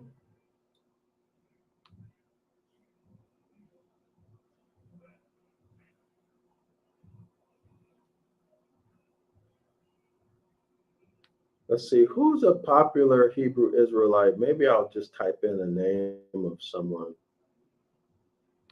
Y'all know any popular Hebrew Israelites? I could search their name. Maybe they have a picture on the internet with them standing in the pillars. Otherwise, I'm going to move forward. We'll continue. Let's see. Well, let me check the chat, see if y'all know anybody. Popular people. Darrell-El writes, good intentions is something you do for yourself, and comprise is something you do for other. Compromise, yes indeed, yes indeed. Gary Tucker writes, Hebrew Israelite Masonic pillar. Okay, thanks. Okay, so let me check that. Wiki Hebrew Israelites Masonic pillars. Okay, so let me type that in.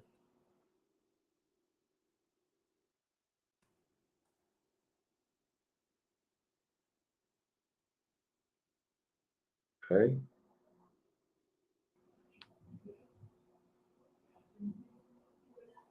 Let's see. So I guess I should go to Wikipedia. Let's see. All right, so maybe this is it.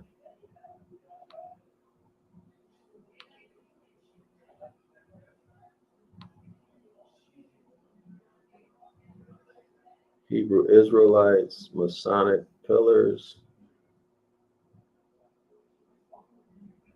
Oh, I don't have any images. Oh, here. I think this is what you were talking about, Roderick's point of view. Y'all see the two pillars hidden in plain sight? Science and power, vernal equinox, autumn equinox. Y'all see that hidden in plain sight? Wow. Everybody see that? Hidden in plain sight. Uh-oh. Look at that. Autumn equinox, spring equinox, science, power. Why is that doing that? Hold on. Let me see what else we can see. Did y'all see that?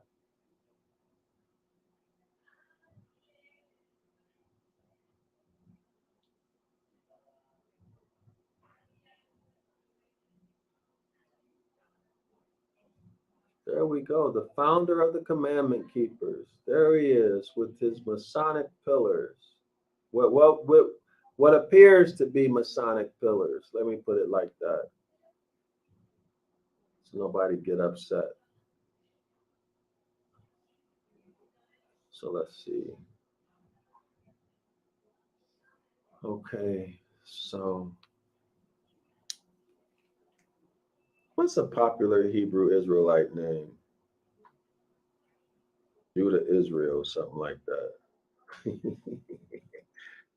Israel, yeah, that's a popular one.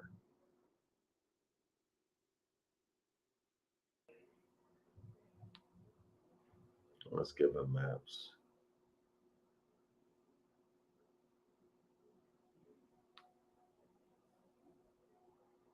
Let's see. I hope I'm not boring y'all.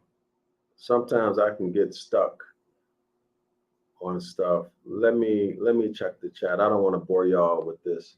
Let's see. Roderick's point of view writes, I think IUIC. Yeah, me too, man. Me too. Me too. Roderick's point of view, move the comment. Oh, y'all want me to go back and show that? Okay. All right. So let me go back and show it. Give me 1 second. All right, here it is right here.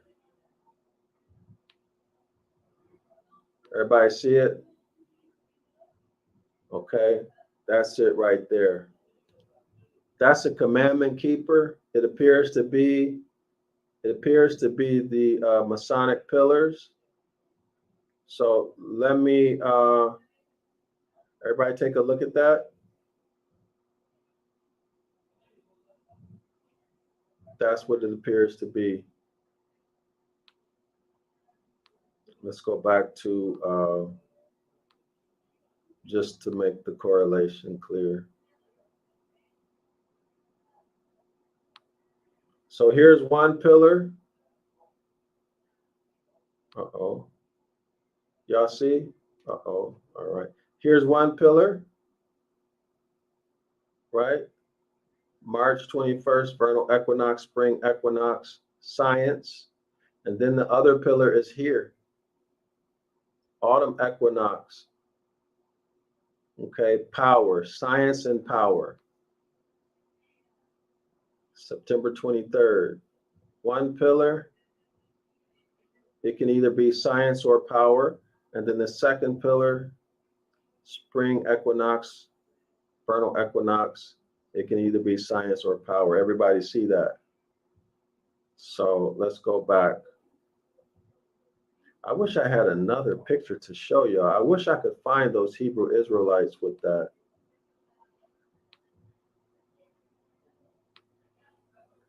All right, let me go back. There it is. And then here it is, vernal equinox pillar. autumn equinox pillar, science and power. What is that? Science and power. That's what? World rulership. World rulership, right? Through science and power. Or science and strength, either one. All right. All right. So that's that, y'all. Let's go. Let's continue. Let's continue. I hope y'all are enjoying this. I hope it's time well spent for you all. Okay. So let's go back to our document. For those of you who are new, this is The Devil's Pulpit by the Reverend Robert Taylor, published in 1857. This lecture that we're reading was given in 1831. Okay, so let's continue. We are here. Oops. All right, so we are here where the cursor is, the highlight, the yellow right there. That's where we are. We'll begin reading there. All right, thus, so y'all notice that it's telling us, if you go back to this paragraph, you'll notice that it's telling us, I'm going to read this again. And these two covenants are the two Masonic columns, Jachin and Boaz, the one signifying science, the other strength. In allegorical language, Christ, the wisdom of God, capital God, and Jesus, the power of God. So science and strength are capital God.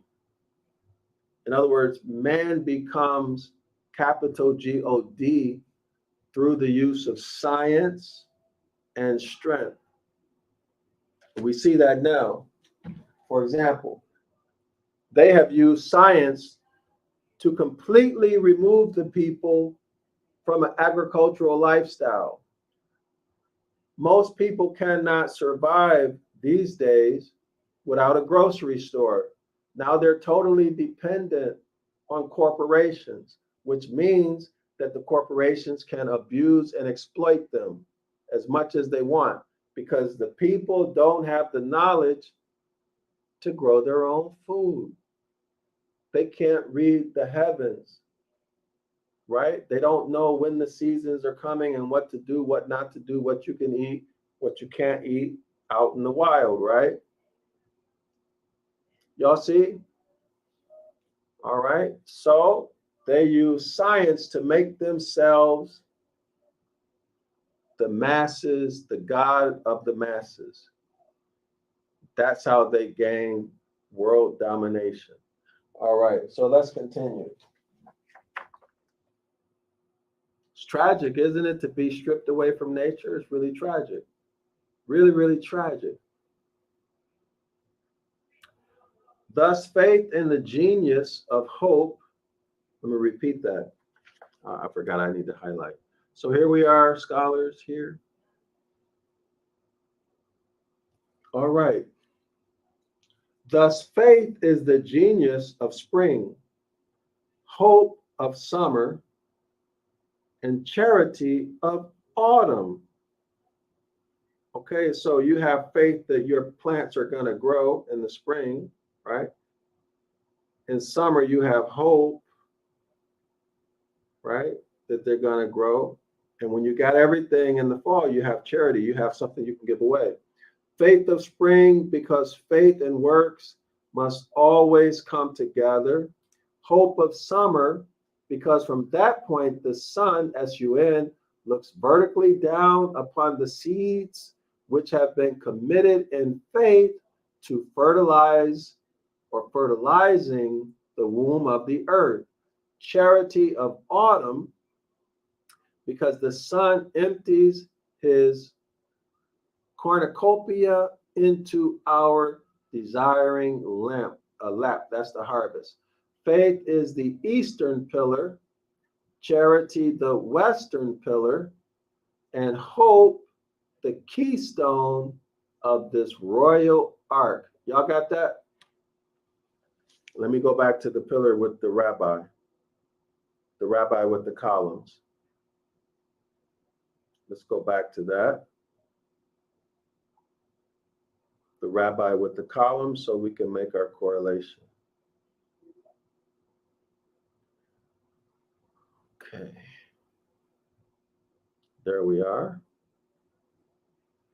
So one of these pillars, according to the author, let me go back and read it again. It says here, charity of the autumn. No. Okay. Next paragraph. It says, faith is the eastern pillar. So east and west. So I guess this would be east over here. So let me read it again. Faith is the eastern pillar. Charity is the western pillar. And hope, the keystone of this royal ark. Hope is the keystone of the celestial heavens. Y'all follow? All right. So let's repeat that just one more again. Thus, faith is the genius of spring, hope of summer, and charity of autumn.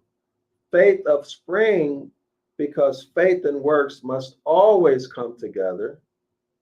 Hope of summer, because from that point, or because from summertime, the sun looks vertically down upon the seeds which have been committed in faith to fertilizing the womb of earth. Charity of autumn, because the sun empties its cornucopia into our desiring lamp. So charity, because you can harvest in autumn.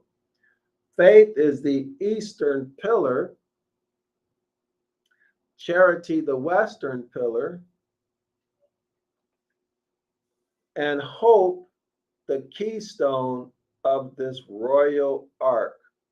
Hope is the keystone of all of the heavenly bodies, the whole heavens above, all of the stars. Hope is the keystone. Okay, so let's go back to our PDF.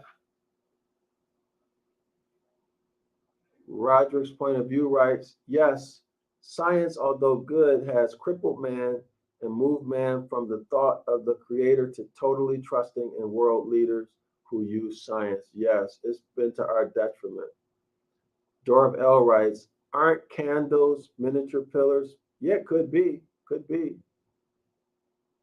Yeah, could be symbology for that. Darrell-El writes, and palm trees are pillars too. Yeah. Nice comments, y'all. Real good comments. All right, so let's go back and let's see what else he has to say. We are here. All right. So charity of autumn. No, we read that already. My bad. We're here.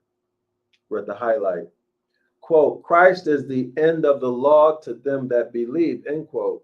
That is, the Lamb of capital G-O-D is spring.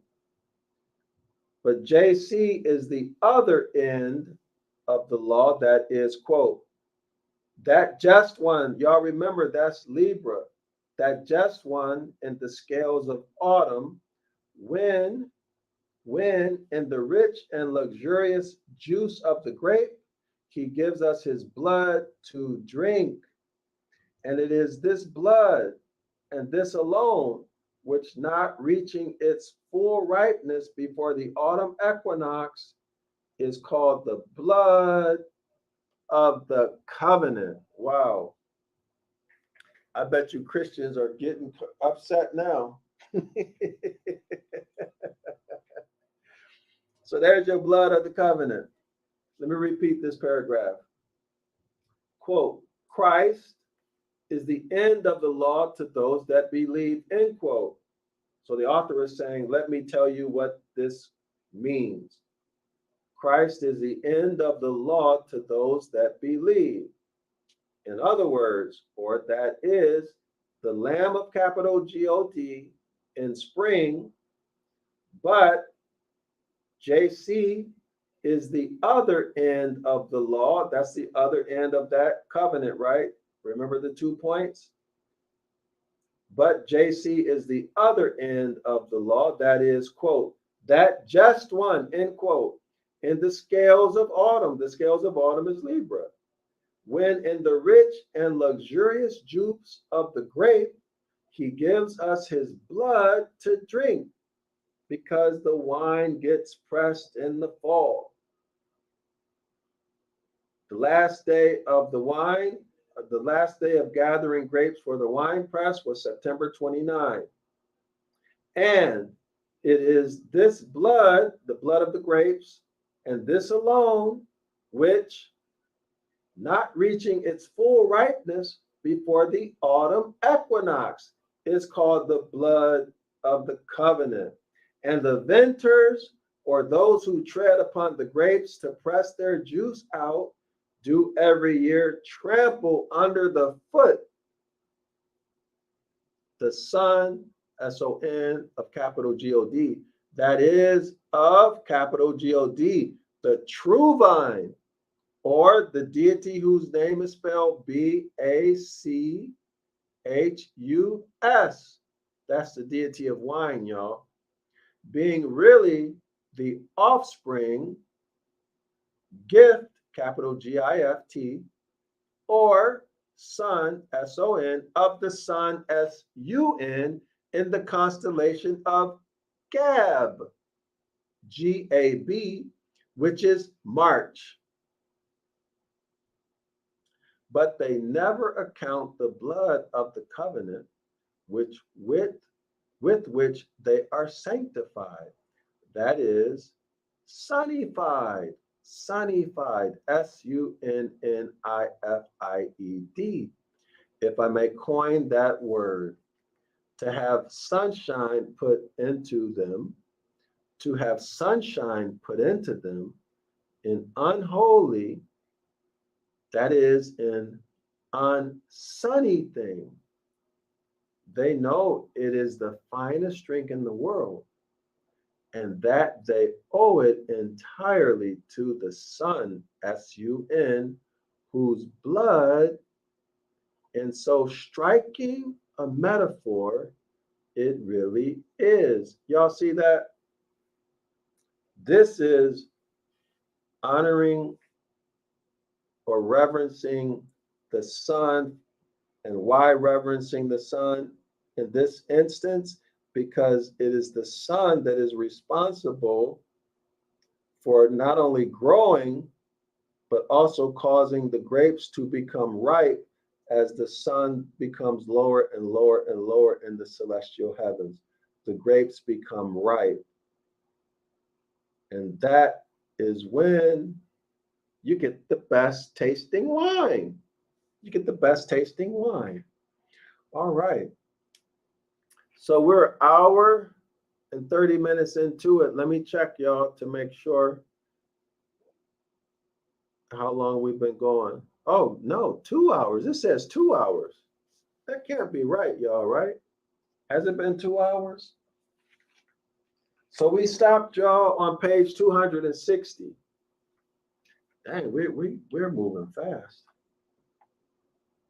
And we're on the last paragraph, okay? The last paragraph of page 260. Let me put my placemaker here. So we're on page 260, last page. All right. So what do y'all think about what we just covered? Darrell-El writes, in the picture you are using, those are Torah scroll handles, not pillars per se. Yeah.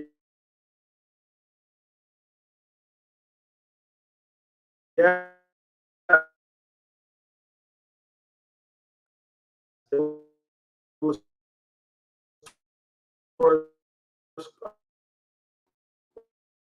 let me show you. You can, let me see if we can make this bigger.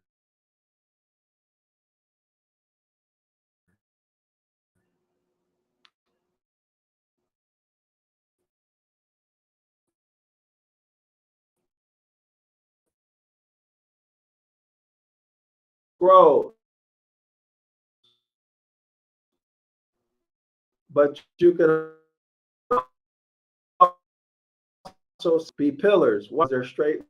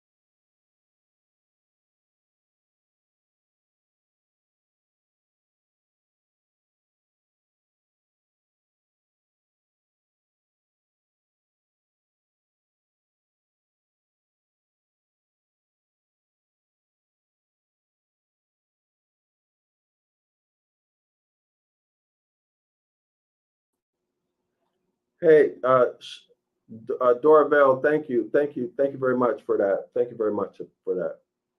So I'm tired, y'all. Let's call it a night. I'll be back tomorrow for us to complete this at 9:30.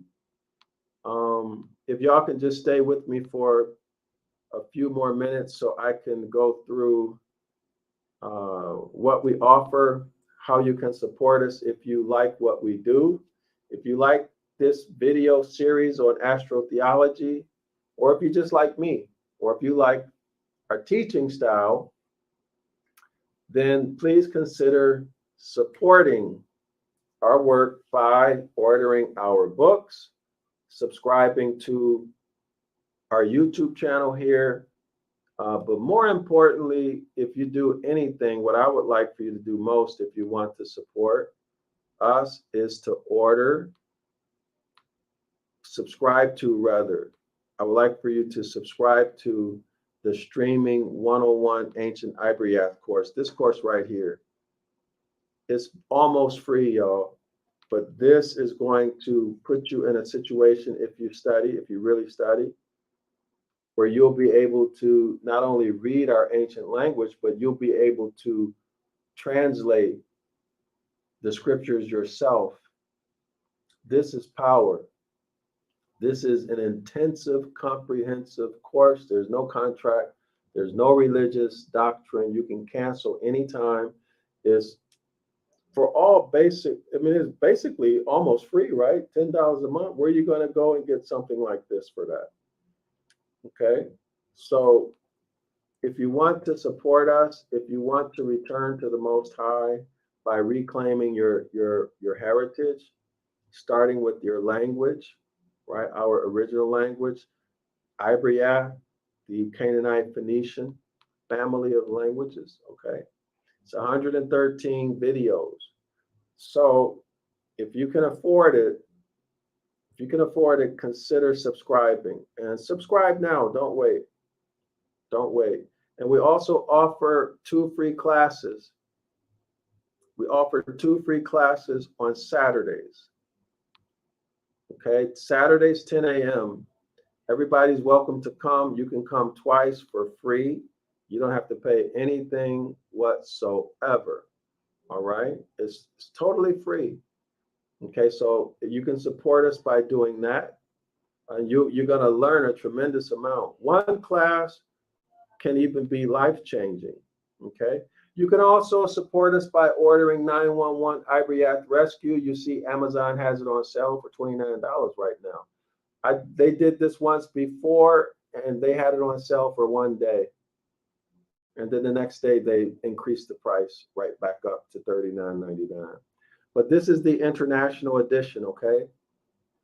So this is the only book I would ask that you buy on Amazon. But if you want to buy it on zionlawschool.org with all of our other books, you're welcome to do so, okay? So with that said, I'm going to bid you adieu until tomorrow. 9:30 a.m. Eastern Standard Time. I'm Dr. Yasapa from Zion Law School. I hope that this has been a good learning experience for you. And for those of you who already are familiar with this topic, I hope that this was a good review for you. And if you find any pictures of Hebrew Israelites with those columns, please do put a link in the chat, because it will increase the learning value of this video, because it gives the visual correlations, and there's nothing more powerful than visual correlations. That is not to say that the Hebrew Israelite who's in the picture is a Freemason. It's not saying that. It's suggestive that the organization that they're in may be Freemasons at the top, and all the other people don't know. But we don't know, right? We don't know. It's just a strange coincidence that they would have those columns, okay? Anyway, but everybody can decide for themselves.